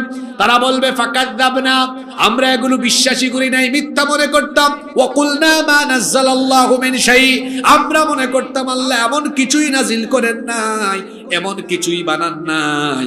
আল্লাহ বলবেন, ঠিক আছে, তোদেরকে এত বুঝাইলো বুঝলি না, তো এখন মজা বুঝ। আল্লাহ বলবেন, এরে ধর, শিকল লাগা, ডান্ডা বেরি পড়া, জাহান্নামে নিক্ষেপ কর। তখন এই জাহান্নামীরা আফসোস করে করে বলবে, ওয়া ক্বালু লাউ কুন্না নাসমাউ আও নাকিলু মা কুন্না ফি আসহাবিস সাঈর। তখন বলবে, হায় রে হায়, ওই যে 30 নভেম্বর ওয়াজ হয়েছিল, এত করে বুঝানো হয়েছিল নামাজ ছাড়িও না, গুনাহ করিও না, পাপ করিও না, যদি ওই সময় সেগুলো শুনতাম, মানতাম, অনুধাবন করতাম, তাহলে আজকে আমাদেরকে এই জাহান্নামের দাউ দাউ করে জ্বলা আগুনের মধ্যে নিক্ষিপ্ত হওয়া লাগতো না। কিন্তু সেই দিন আর আফসোস করে লাভ হবে না। ভালো করে শুনেন, কষ্ট হচ্ছে আপনাদের? কষ্ট হচ্ছে? আল্লাহ বলবেন এদেরকে জাহান্নামে ঢুকানোর আগে প্রস্তুত কর। প্রস্তুতি আবার কেমন? আল্লাহ বলছেন, ফাল্লাযীনা কাফারু কুত্তিআত লাহুম থিয়াবুম মিন নার। আমার দিকে তাকান, প্রত্যেকের গায়ে এখন সুতার পোশাক। আল্লাহ বলবেন, ফাল্লাযীনা কাফারু কুত্তিআত লাহুম থিয়াবুম মিন নার, এই জাহান্নামী সব পাপীদের জন্য আগুনের তৈরি পোশাক। তৈরি করে সেটা পরিধান করাও। আচ্ছা বলেন তো, আগুনের তৈরি পোশাক পরলে গায়ের চামড়া কি থাকবে নাকি? জ্বলে পুড়ে ছাই হয়ে যাবে। শুধু তাই নয়, আল্লাহ বলছেন ইউসাব্বু মিন ফাওকি রুউসিহিমুল হামীম, মাথার উপরে ফুটন্ত গরম পানি ঢালা হবে, যার ফলে কি হবে আল্লাহ বলছেন ইউসহারু বিহি মা ফি বুতুনিহিম ওয়াল জুলুদ, তাদের পেটের ভেতরের নারী বুড়ি চামড়া আছে সব জ্বলে পুড়ে ছাই হয়ে যাবে। শুধু তাই নয়, ওয়ালাহুম মাকামিউ মিন হাদিদ, লোহার তৈরি লাঠি বা মুগুরের ব্যবস্থা রয়েছে। ফেরেশতারা একদিকে পিটাবে, কেমন পিটা, কি মনে করেন এটা কি আপনাদের এলাকার বদরুদ্দিনের শক্তির মতো শক্তি নাকি? আল্লাহর নবী বলেছেন এমন এমন লোহার হাতুড়ি দিয়ে পিটানো হবে, দুনিয়ার বিশাল বিশাল পাহাড়গুলোকে যদি জাহান্নামের এই ফেরেশতারা এই লোহার হাতুড়ি দিয়ে একটা বাড়ি মারে, মুহূর্তের মধ্যে সেটা ধুলা বালু ব্লেন্ডিং হয়ে বালুগুলো উড়ে যেতে থাকবে। এই রকমের শক্তিশালী ফেরেশতারা লোহার হাতুড়ি দিয়ে পিটানো আরম্ভ করবে। জাহান্নামীরা জাহান্নামের ফুটন্ত গরম পানি, জাহান্নামের আগুন, জাহান্নামের আযাব সহ্য করতে না পেরে চিৎকার করে করে আর্তনাদ করবে, বলবে আল্লাহ এই জাহান্নাম থেকে আমাদেরকে বের করো। জাহান্নামীরা ছুটাছুটি আরম্ভ করবে, গড়িমসি খাবে। কি করে তারা জাহান্নাম থেকে বের হতে পারে?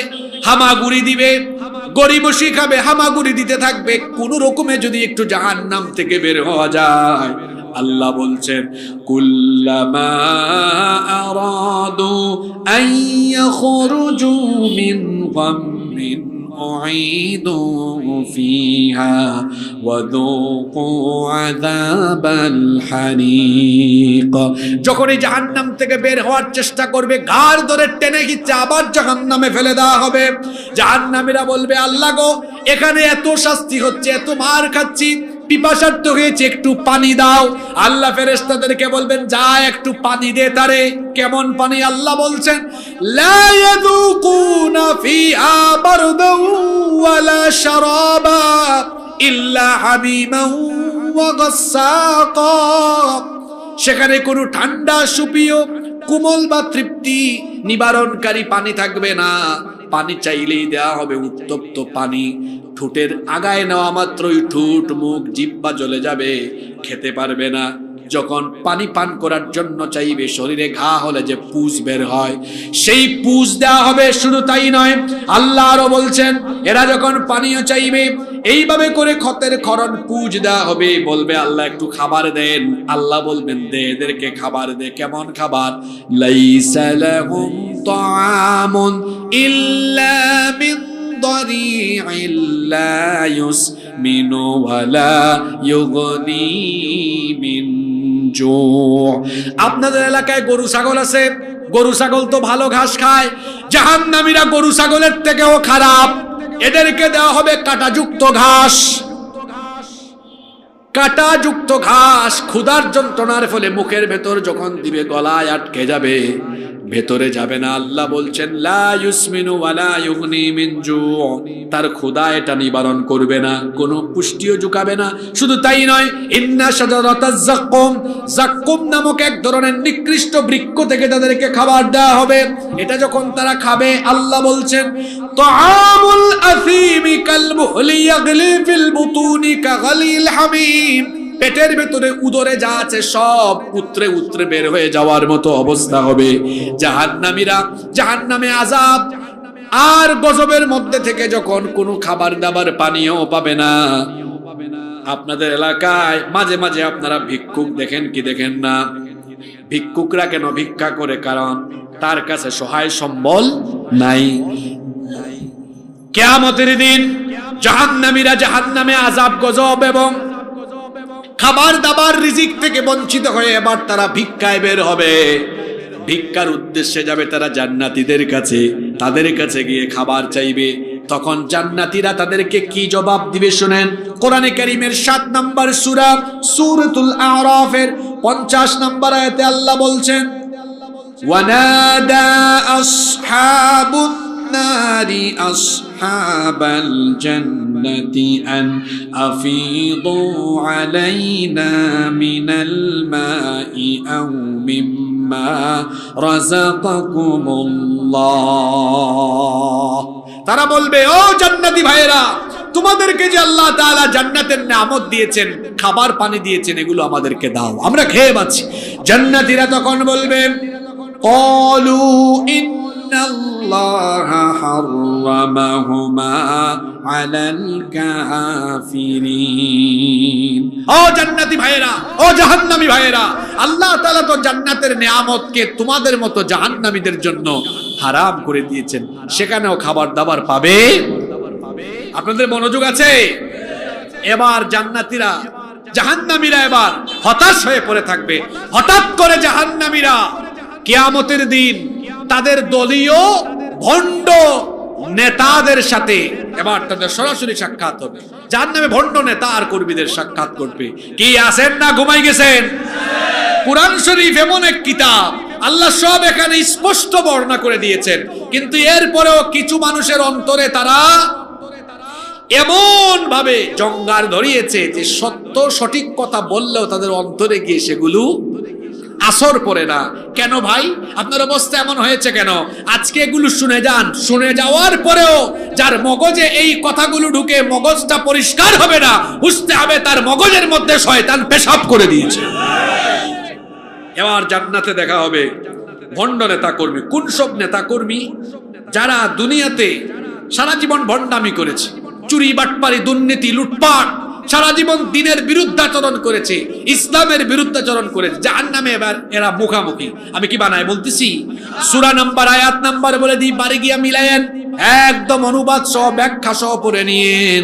কোরআনে কারীমের 14 নম্বর সূরা, সূরা ইব্রাহিমের 21 নম্বর আয়াত, আল্লাহ বলছেন, ফাকালা الضعفاء للذين استكبروا إنا كنا لكم تبعا فهل أنتم مغنون عنا من عذاب الله من شيء। যুবক ভাইরা, কোথায় হাঁটো, কোথায় চিল্লা চিল্লি করো? আমি সব সময় যুবকদেরকে একটা কথা বলি, আমিও আপনাদের মতো যুবক। এই যে আমি কথা বলছি, শীতকাল, তাও ঘাম বেরোচ্ছে। এই যে ঘাম আমাদের শরীরের, বিশেষ করে যুবকদের শরীরের প্রতি ফোঁটা ঘাম বড় মূল্যবান, কারণ এই যৌবন আর তারুণ্যের ঘামের উপর দিয়ে একটা সভ্যতা বিনির্মাণ হয়। এরা যখন দিকভ্রান্ত হয় তখন একটা জাতি পথহারা হয়ে যায়। আমার ভাইয়েরা, আমার যুবক তরুণ ছাত্র ভাইদেরকে বলছি, আমাদের এই ঘাম অনেকে তাদের ক্ষমতার স্বার্থে, চেয়ারের স্বার্থে ব্যবহার করতে চায়। এজন্য তারা টার্গেট করে আমাদের মতো যুবকদেরকে। এরপরে তারা টার্গেট করে কি করে? আমাদের পকেটে 1500 টাকা নোট ঢুকায়, পাশাপাশি আমাদেরকে লোভনীয় বা পদবীর লুপ দেখায়, অফার করে আমাদেরকে তার সামনে পিছনে মোটরসাইকেল শোডাউন করায়া আমাদেরকে চামচার মতো ব্যবহার করতে চায়। যুবকদেরকে বলছি, ইউ হ্যাভ ট্রু পার্সোনালিটি, তোমার ব্যক্তিত্ব থাকা দরকার। বি এ প্রেস্টিজিয়াস পারসন, ব্যক্তিত্ববান হও, কারণ এই আপনার এই ঘাম, এই শ্রম, আপনার মেধা, আপনার যোগ্যতা, আপনার তারুণ্য, যৌবন, রক্ত, শক্তি, সামর্থ্য, এগুলো তো আল্লাহ দিয়েছেন কোন নেতা নেত্রীর চামচামি করার জন্য না। মনে রাখতে হবে, এই যৌবন কোন নেতা নেত্রীর দেওয়া গিফট নয়। যৌবন যিনি দিয়েছেন, শরীরের সবটুকু শক্তি গলার মাঝ বরাবর এনে বলেন তো তিনি কে? তো আল্লাহর দেওয়া যৌবনকে আপনি দুনিয়ার তথাকথিত নেতা নেত্রীর নামে স্লোগান দিয়ে তাদের জন্য ঘাম ঝরাইয়া, রক্ত ঝরাইয়া আপনি আপনার যৌবন তারুণ্য নষ্ট করে চামচামি করেন কেন? আপনাকে চামচামি করতে কে বলেছে? এই তারুণ্য, এই যৌবন, আপনার শরীরের ঘাম, রক্ত, জীবন, এগুলো কারো চামচামির জন্য আল্লাহ দেন নাই, বরং আমার তারুণ্য, আমার যৌবন, আমার ঘাম, আমার রক্ত, আমার জীবন দেওয়া হয়েছে আল্লাহর জমিনে আল্লাহর দ্বীন কায়েমের জন্য।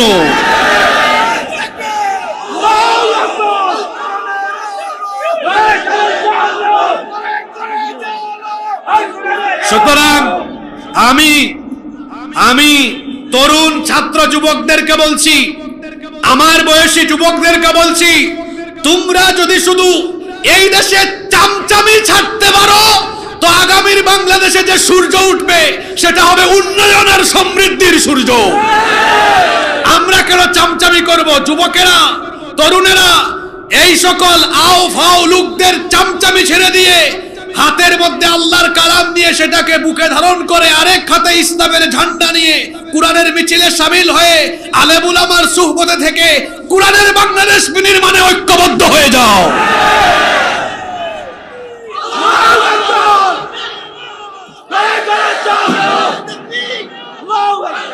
কথায় আছে, সৎ সঙ্গে স্বর্গবাস, অসৎ সঙ্গে। কাদের সাথে তোমরা চলাফেরা করো? কাদের সাথে চলাফেরা করো? মোটর সাইকেল শুডাউন করো, এর তো সারা দিন হাত, বডির মধ্যে ইসলাম নাই। ওই বেটার চরিত্র তুমি বলো ফুলের মতো পবিত্র, অত সুযোগ পাইলে গাঞ্জা খায় 5 ওয়াক্ত, নামাজ পড়ে না 1 ওয়াক্ত, হোটেলে নারী নিয়ে পড়ে থাকে 10 ওয়াক্ত। কার পিছনে স্লোগান দাও তুমি? কোথায় তোমার তারুণ্য, যৌবনের শক্তি, সামর্থ্য তুমি খরচ করছো? একবার এক লোক আতরের দোকানে ঢুকেছে, আতর কিনে নাই, 10 মিনিট আতরের দোকানে ছিল। বের হওয়ার পরে দেখা গেল তার শরীরে কিসের গন্ধ হয়ে গেছে? আতর তো কিনে নাই, কিন্তু গন্ধ লাগছে কেন? এতক্ষণ আতরের সুবাসের সাথে ছিল। আরেক লোক বিড়ি সিগারেট খায় না, কিন্তু রাস্তায় এক বিড়ি ঘুরের সাথে হাত মিলেছে, হাতে কিসের গন্ধ? এই দুইটা উদাহরণ কেন দিয়েছি? আতরের সুবাসে থাকলে যেমন নিজের মধ্যে আতরের সুগন্ধি আসে, ঠিক তেমনি আলেম উলামা আর কুরআনের পথের পথিকদের সাথে থাকলে কুরআন হাদিসের আসর, আল্লাহর দ্বীন, ইসলামের অনেক স্বভাব চরিত্র নিজের মধ্যে পরিস্ফুরিত হয়ে যায়। বিড়ি না খেলেও বিড়ি ঘুরের সাথে হাত মিলালে যেমন বিড়ির গন্ধ লেগে যায়, তেমনি বেনামাজি, বেদিন, চোর, ডাকাত, চাঁদাবাজ, সন্ত্রাস তার সাথে থাকলে ধীরে ধীরে এই চরিত্র আপনার ভেতরেও ইনস্টল হয়ে যায়। এই জন্য যুবকদেরকে বলবো, সাথী নির্বাচনে, নেতা নির্বাচনেও সচেতন হতে হবে। কিয়ামতের দিন আল্লাহ প্রত্যেককে তার নেতা সহ ডাকবেন। কোরআন হাদিসে আছে না? নেতা সহ ডাকবেন। জাহান্নামে, এই যে দেখেন আয়াত বলছি, সূরা ইব্রাহিমের 21 নম্বর আয়াত। আপনারা ঘুমাই গেছেন নাকি? বেশি না, 7-8 মিনিট কষ্ট দিব, মুনাজাতটা করে যাবেন। যাবেন তো ইনশাআল্লাহ? আচ্ছা, এবার তারা আটকাইছে, নেতাজি এই যে দাঁড়ান, অদ্ভুত কিছু করছেন আপনি। আপনি বলেছেন অমুকের ঘর বাড়ি ভেঙে দাও, ভেঙে দিয়েছি। আপনি বলেছেন অমুককে ধরো, অমুককে মারো। আপনি বলেছেন ওখানে চাঁদাবাজি করো, ওখানে লুণ্ঠন করো, ওখানে লুটতরাজ করো। আমাদের দেশে এই চাঁদাবাজি, লুণ্ঠন, সন্ত্রাস এগুলো কম না বেশি? জোরে বলেন, কম না বেশি? সবাই বলে কি, আমরা এবার সুযোগ পাইলে আমরা সোনার বাংলাদেশ বানাবো। 54 বছর ধরে বক্তৃতাই শুনতেছি। সিটিং বলেছে, তাই না? বক্তৃতাই শুনতেছি, বাস্তব কি দেখেছেন? আপনারা 54 বছর ধরে তো সব দেখে ফেলছেন, তো যেটা দেখেন নাই ওইটা একবার টেস্ট করে দেখেন না।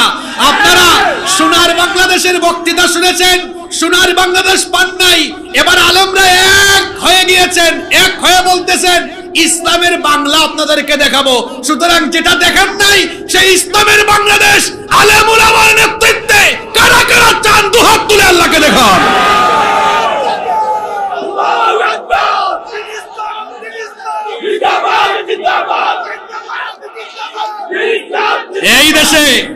এই দেশে অনেকে আলেমদেরকে মসজিদে, মাদ্রাসায়, ওয়াজের মঞ্চে দেখতে চায়, কিন্তু আলেমদেরকে নেতৃত্বে দেখতে চায় না। কেন? কারণ আলেমরা দায়িত্ব পেলে তারা রাস্তাঘাটে তাদের মতো টেন্ডারবাজি, চুরি চামারি করবে না। আলেমরা যদি ক্ষমতায় চলে যায় তাহলে বাংলাদেশে মদ, জুয়া, সন্ত্রাস থাকবে না। এই জন্য একমাত্র মাদক সেবীরা, মদ্যপায়ীরা, মদখুর, জুয়াখুর, সন্ত্রাসীরা আলেমদেরকে ক্ষমতায় দেখতে চায় না। কিন্তু যারা বাংলাদেশকে ভালোবাসে, যারা দেশপ্রেমিক, দেশকে ভালোবাসে, তারা এই বাংলাদেশে চরিত্রহীন লম্পটদের পরিবর্তে দেশের ক্ষমতা আলেমদের হাতে দেখতে চায়। আমরা বাংলাদেশকে আলেমদের হাতে দিতে চাই কি চাই না? আপনারা বলেন, আমরা চাই কি চাই না? আমার যুবক ভাইয়েরা যদি ঐক্যবদ্ধ হয়ে যায়, এই তারুণ্য এই যৌবন এরাই আগামীর বাংলাদেশকে আলেম উলামার নেতৃত্বে গঠন করবে ইনশাআল্লাহ বলেন। সুতরাং যুবক ভাইদেরকে বলছি, ওই যে আমরাও তো এটা প্রায় জায়গায় বলি, হয় আলেম হও, নইলে আলেমের ছাত্র হও, নইলে আলেমের কি হও, আলেমের মহব্বত রাখো, তার সাথী হও, সাগরিদ হও। আমার আব্বা তিনি 2012 সালে ইন্তেকাল করেছেন। আজ থেকে 9 দিন আগে আমার মাও দুনিয়া থেকে চলে গেলেন। আমি প্রায় 7-8 দিন মাহফিল করি নাই, এই 2-3 দিন ধরে মাহফিল করছি। আমার মনটা এখনো বেদনা বিধুর, ব্যথাতুর, তারপরেও এসেছি, কারণ আপনারা তো 1 বছর আগে ডেট নিয়েছেন, কত আয়োজন আপনাদের। তা আমার আব্বা তিনি তো কোনো আলেম ছিলেন না, কিন্তু আমি তাকে দেখতাম সব সময় আলেমদের ব্যাগ টানাটানি করতেন, কাছে পাইলেই আলেমদের সেবা করতেন।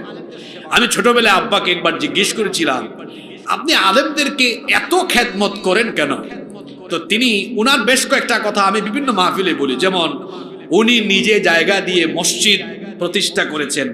প্রায় 30 বছরের বেশি সময় তিনি মসজিদের সভাপতি ছিলেন এবং নিজে মসজিদ ঝাড়ু দিতেন।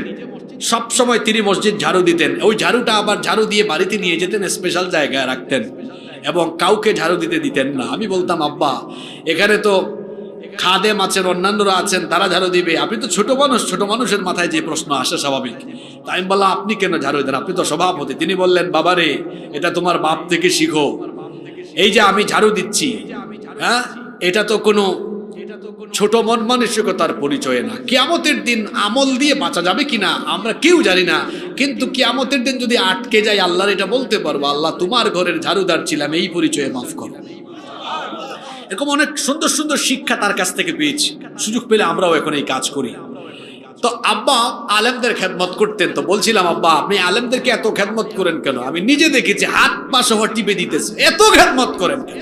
তিনি তখন বলেছিলেন, নিজে আলেম হইতে পারি নাই, স্বপ্ন আছে তোমার যদি আলেম যেন বানাইতে পারে। তো আমি তো হইতে পারি নাই, তো আমি হইতে যেহেতু পারলাম না, আলেমের ছাত্র হওয়ার চেষ্টা করি, আলেমদেরকে কাছে পাইলে শেখার চেষ্টা করি। যদি ওই পরিচয়েও কিয়ামতের দিন কিছু না হয়, আল্লাহকে বলবো, আল্লাহ আমি আলেমদের সাথী ছিলাম, তাদের সাথে থাকতাম। সুবহানাল্লাহ। এই কথাটা প্রসঙ্গ কমে কেন টেনে নিয়ে আসলাম? যুবক ভাইদেরকে বলছি, কুরআন হাদিস যেদিকে আমরা আছি, কুরআন হাদিস নাই যেখানে আমরা নাই। এই বাংলাদেশে সন্ত্রাস, জুলুমতন্ত্র, স্বৈরতন্ত্র, বাংলাদেশের লুটপাট, চাঁদাবাজি, এদেশের তরুণ যুব সমাজ আর চলতে দিবে না। সন্ত্রাস চাঁদাবাজির শিকড় উপড়ে ফেলে এগুলোর কবর দিয়ে কুরআন সুন্নাহ ভিত্তিক বাংলাদেশ গঠন করা হবে। আপনারা সাথে আছেন তো?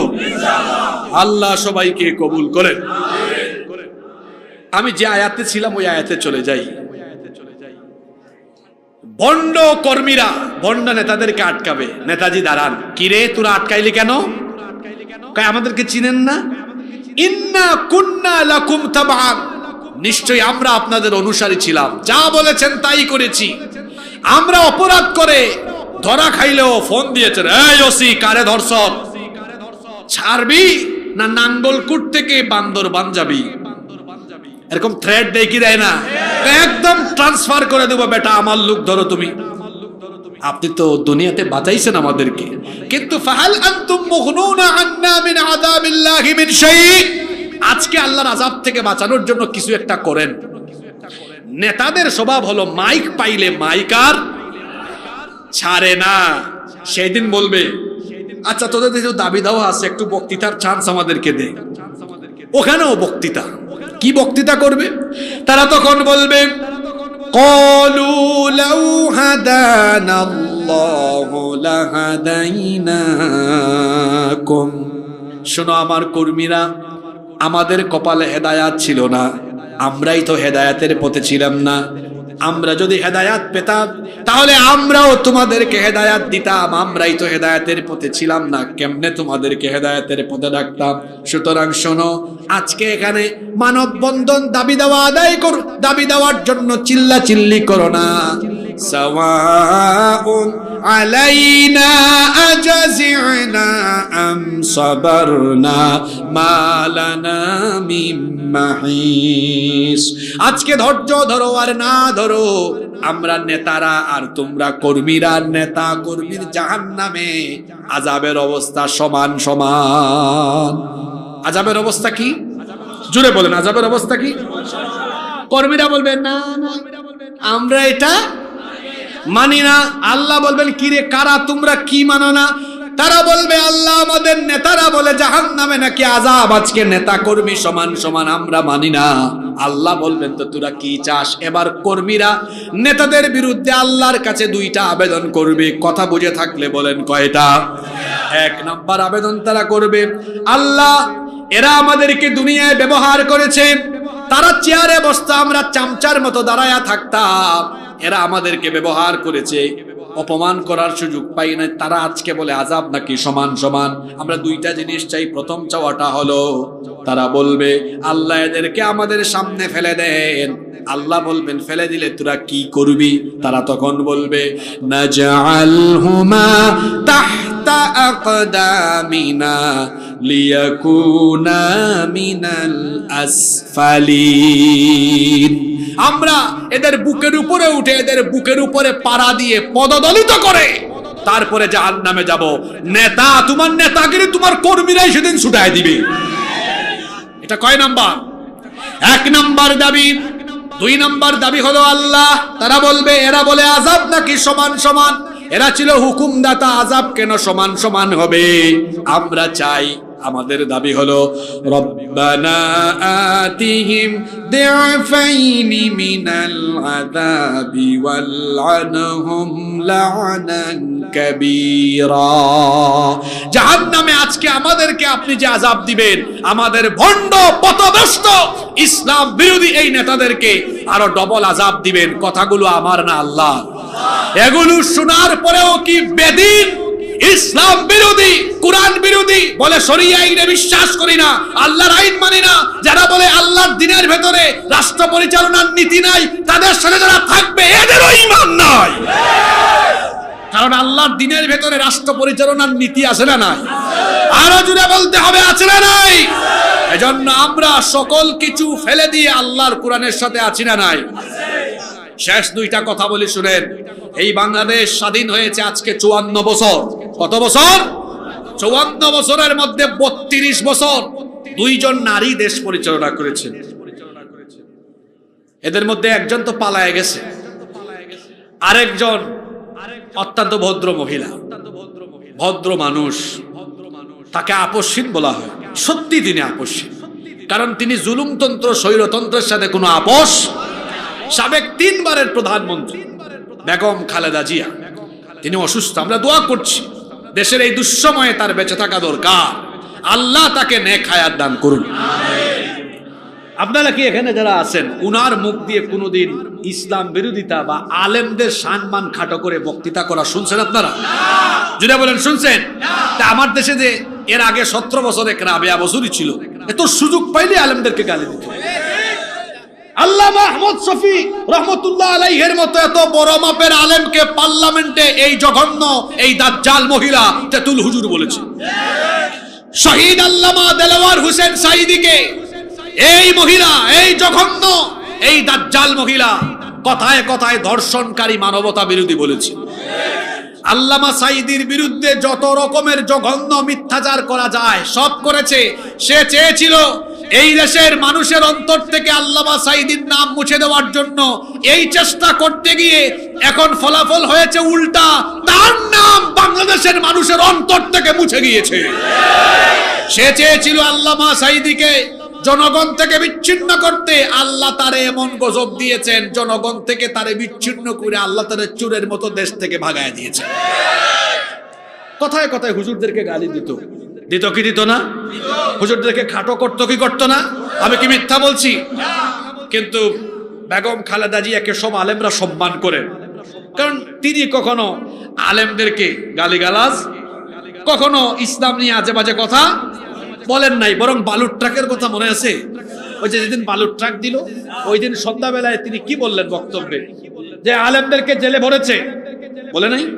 আলেমদেরকে নির্যাতন করছে, এই আলেমদের চোখের পানি একদিন এর জন্য গজব হয়ে আসবে। আসে নাই? আমরা বলছিলাম 54 বছর দেশ স্বাধীন হয়েছে। 32 বছর দেশ চালাইছে কারা? আর 22 বছর অনেক কাক্কু। আপনারা চাচা বলেন না কাক্কু বলেন? আমাদের সিলেটে কাক্কু বলে চাচা, কিন্তু কাক্কু বললাম, ওই দক্ষিণবঙ্গ কাক্কু বলে। আপনারা কি বলেন, জেঠা না চাচা? আচ্ছা, অনেক চাচা মিলে কয় বছর? অনেক জেঠা মিলে 22 বছর, আর 2 মহিলা মিলে কত? আবার মহিলার হাতে বাংলাদেশে ক্ষমতা ছিল বেশি। এট এ টাইম মহিলা প্রাইম মিনিস্টার, মহিলা বিরোধী দলীয় নেতা, স্পিকার, স্বরাষ্ট্র, পররাষ্ট্র, শিক্ষা। একটা সময় নারীদের হাতে ছিল কি ছিল না? নারীরা এত ক্ষমতা পেয়ে, আর আমাদের চাচাদের আরো কাক্কুদের 22 বছর এড করে 54 বছরে তারা দেশ চালাইছে। আল্লাহর আইনে না মানুষের আইনে? জোরে বলেন, কার আইনে? তো মানুষের আইনে দেশ চালায় এদেশে কি নারী অধিকার প্রতিষ্ঠা হয়ে গেছে নাকি? নারী ধর্ষণ, নিপীড়ন, নির্যাতন, যৌন হয়রানি আগের চেয়ে বেড়েছে না কমেছে?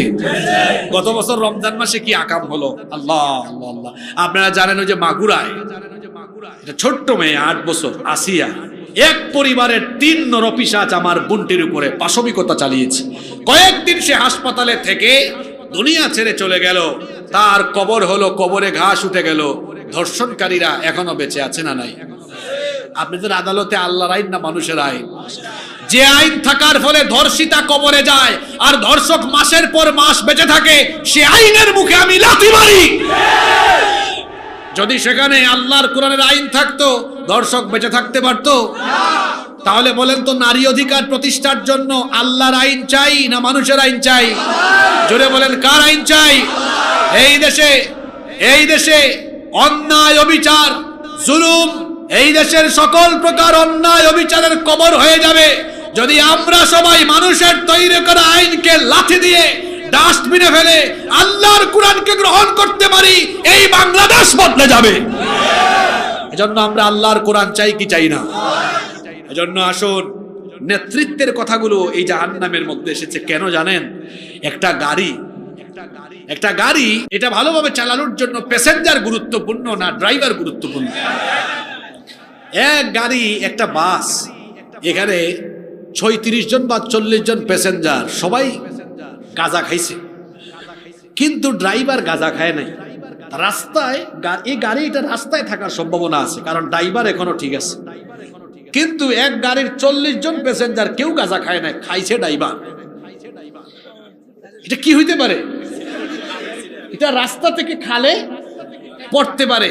এই উদাহরণটা কেন দিলাম? আমরা দেশের জনগণ যতই দেশকে ভালোবাসি না কেন, ড্রাইভার যেমনি গাড়ি চালাইতে গিয়া সে যদি লাইনে না থাকে গাড়ি খালে পড়বে, ঠিক তেমনি প্যাসেঞ্জারের থেকে ড্রাইভার যেমন গুরুত্বপূর্ণ, ঠিক তেমনি জনগণের থেকে নেতৃত্ব পর্যায়ের লোকেরা বেশি গুরুত্বপূর্ণ। দেখেন, এই যে ইন্টারিম গভর্নমেন্ট দেশ চালাচ্ছে এখন, এখানে একজন আলেমও কিন্তু একটা মন্ত্রণালয় এখন চালাচ্ছেন। ওনার নাম কি? ডক্টর আফমো।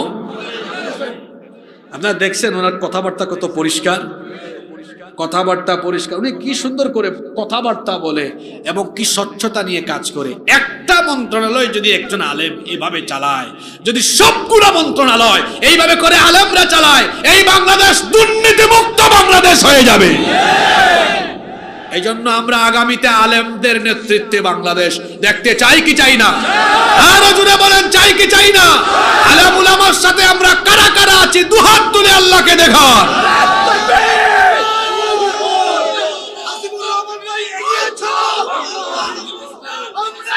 সম্মানিত ভাইয়েরা, হাত নামান, হাত নামান। শেষ কথা বলি, এই যে জান্নাত আর জাহান্নাম নিয়ে তো কথা বললাম, নেতৃত্বের কথা শেষে কেন নিয়ে আসলাম?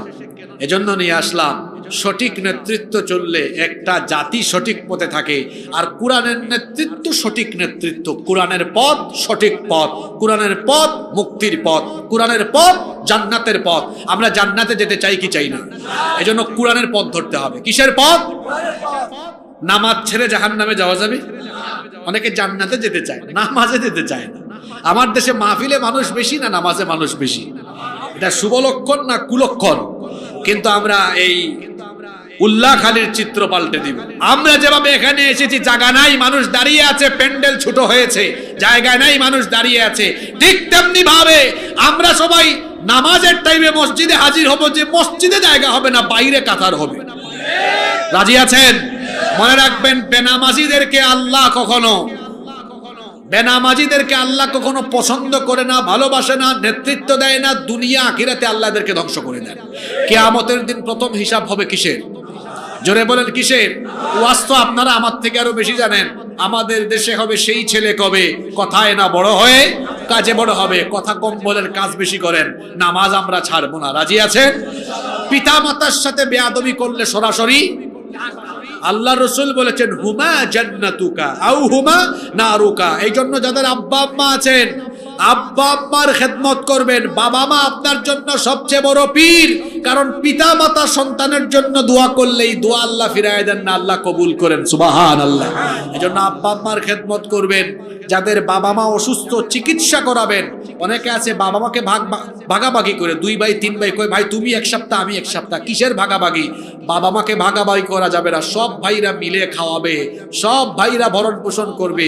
বাবা মাকে লালন পালনে ভাগাভাগি হবে না, বরং প্রতিযোগিতা হবে। কি হবে? আব্বা আম্মার খেদমত করবো, হারাম উপার্জন ছেড়ে দিব, সুদ ঘুষ অন্যায় অবিচার ছেড়ে দিব। কারণ এই সুদ ঘুষ অন্যায় অবিচার, হারাম পথে উপার্জন, তারপরে বেপরদায় চলাফেরা করা, জিনা বেবিচারে লিপ্ত হওয়া, মাদকাসক্ত হওয়া, এক কথায় সকল পাপের ফলাফল জান্নাত না জাহান্নাম। এজন্য শেষ কথা হলো, একজন মনীষী বলেছেন, গুনার কাজ পাপের কাজ যত ছোট হোক সেটাও ত্যাগ করো, আর নেকির কাজ সেটা যত ছোট হোক সেটা আঁকড়ে ধরো। পারবেন তো ইনশাআল্লাহ? কারণ নেকির পথ জান্নাতের পথ, গুনাহের পথ জাহান্নামের পথ। এই জন্য আমরা গুনাহের পথ ছেড়ে দিব, নেকির পথে অগ্রসর হব। রাজি আছেন সবাই? আমরা নেকির পথে অগ্রসর হব, 5 ওয়াক্ত নামাজ সহ ইসলামের যাবতীয়। এই তো এজন্য তো বললাম, যে বুঝে তারে বেশি বুঝান লাগে না। ওই যে একটা কথা বললাম না, যে কিয়ামতের দিন প্রথম হিসাব কিসের? দেখছেন লোক হয় না, আজকে থেকে দেখবেন হয়ে যাবে ইনশাআল্লাহ। আপনারা আসবেন না নামাজে? কারা কারা নামাজে আসবেন না হাত তুলেন তো। দেখছেন কেন না, ভুলে তুলছে, এটা জুসে তুলে ফেলছে। আসলে সবাই যাবে, বুঝছেন? আল্লাহ কিন্তু বাইরেরটা নেন না, ভিতরেরটা দেন। তারা যদি নামাজে না যাইতো, আপনি দেখেন আমি 2 ঘন্টা কোথাও ওয়াজ করি না, 1 ঘন্টা 20 মিনিট কথা বলি। তারা যদি নামাজে না যাওয়ারই নিয়ত থাকতো, এতক্ষণ থাকতো না। 2 ঘন্টা তারা জান্নাত জাহান্নামের ওয়াজ শুনছে, তার মানে ভিতর থেকে সিদ্ধান্ত নিছে আজকে আর পাপ করব না, গুনাহ করব না। কারণ এই পাপ আর গুনার ফলাফল জান্নাত না জাহান্নাম। সবচেয়ে বড় কবিরা গুনাহ যেগুলো সবচেয়ে বড় বড়, সেগুলোর মধ্যে বড় বড় হলো পিতামাতার অবাধ্য হওয়া, নামাজ ছেড়ে দেওয়া। এটা সগীরা গুনাহ না কবিরা গুনাহ? আচ্ছা আপনারা একটা কথা বলেন, এটা দিয়ে ওয়াজ শেষ হবে। নামাজ আদায় করলে খুশি হন কে? নামাজ ছাড়লে খুশি হয় কে? এখন আপনারা বলেন, ডেইলি নামাজ কই ওয়াক্ত? এই 5 বার কি আপনারা শয়তানের গোলামি করে শয়তানকে খুশি করবেন? সবাই না বলছে। ইমাম সাহেব হুজুর আপনি দেখে রাখেন, সবাই ওয়াদা করছে 1 ওয়াক্ত নামাজ আমরা কাজা করব না। আমি পা ধরে বলে যাচ্ছি, আল্লাহর ওয়াস্তে নামাজ ছাড়বেন না। যার মধ্যে নামাজ নাই তার মধ্যে দ্বীন নাই, যার মধ্যে নামাজ নাই তার মধ্যে ইসলাম নাই, যার মধ্যে নামাজ নাই সে জান্নাতের গন্ধ পাবে না। কারণ প্রথম হিসাবটাই কিয়ামতে কিসের? এজন্য আমি আপনাদের পা ধরে বলে যাচ্ছি, আল্লাহর ওয়াস্তে দয়া করে কখনো নামাজ ছাড়বেন না। যুবক ভাইদেরকে বলছি, এটাই তো নামাজের বয়স। কিয়ামতের দিন নামাজি যুবক যারা দিনের পথে যৌবন কাটিয়েছে, আল্লাহ এদেরকে তার আরশে আজিমের ছায়ার নিচে জায়গা দিবেন। সুবহানাল্লাহ। আল্লাহ আমাদেরকে নামাজি বানান, দিনের পথের প্রতীক বানান, নেকির পথে অগ্রসর করুন, কোরআনের পথে আলেমদের সাথে আল্লাহ আমাদের সবাইকে রাখুন। আমরা সবাই বলি আমিন। অত্যন্ত ভদ্র মানুষ।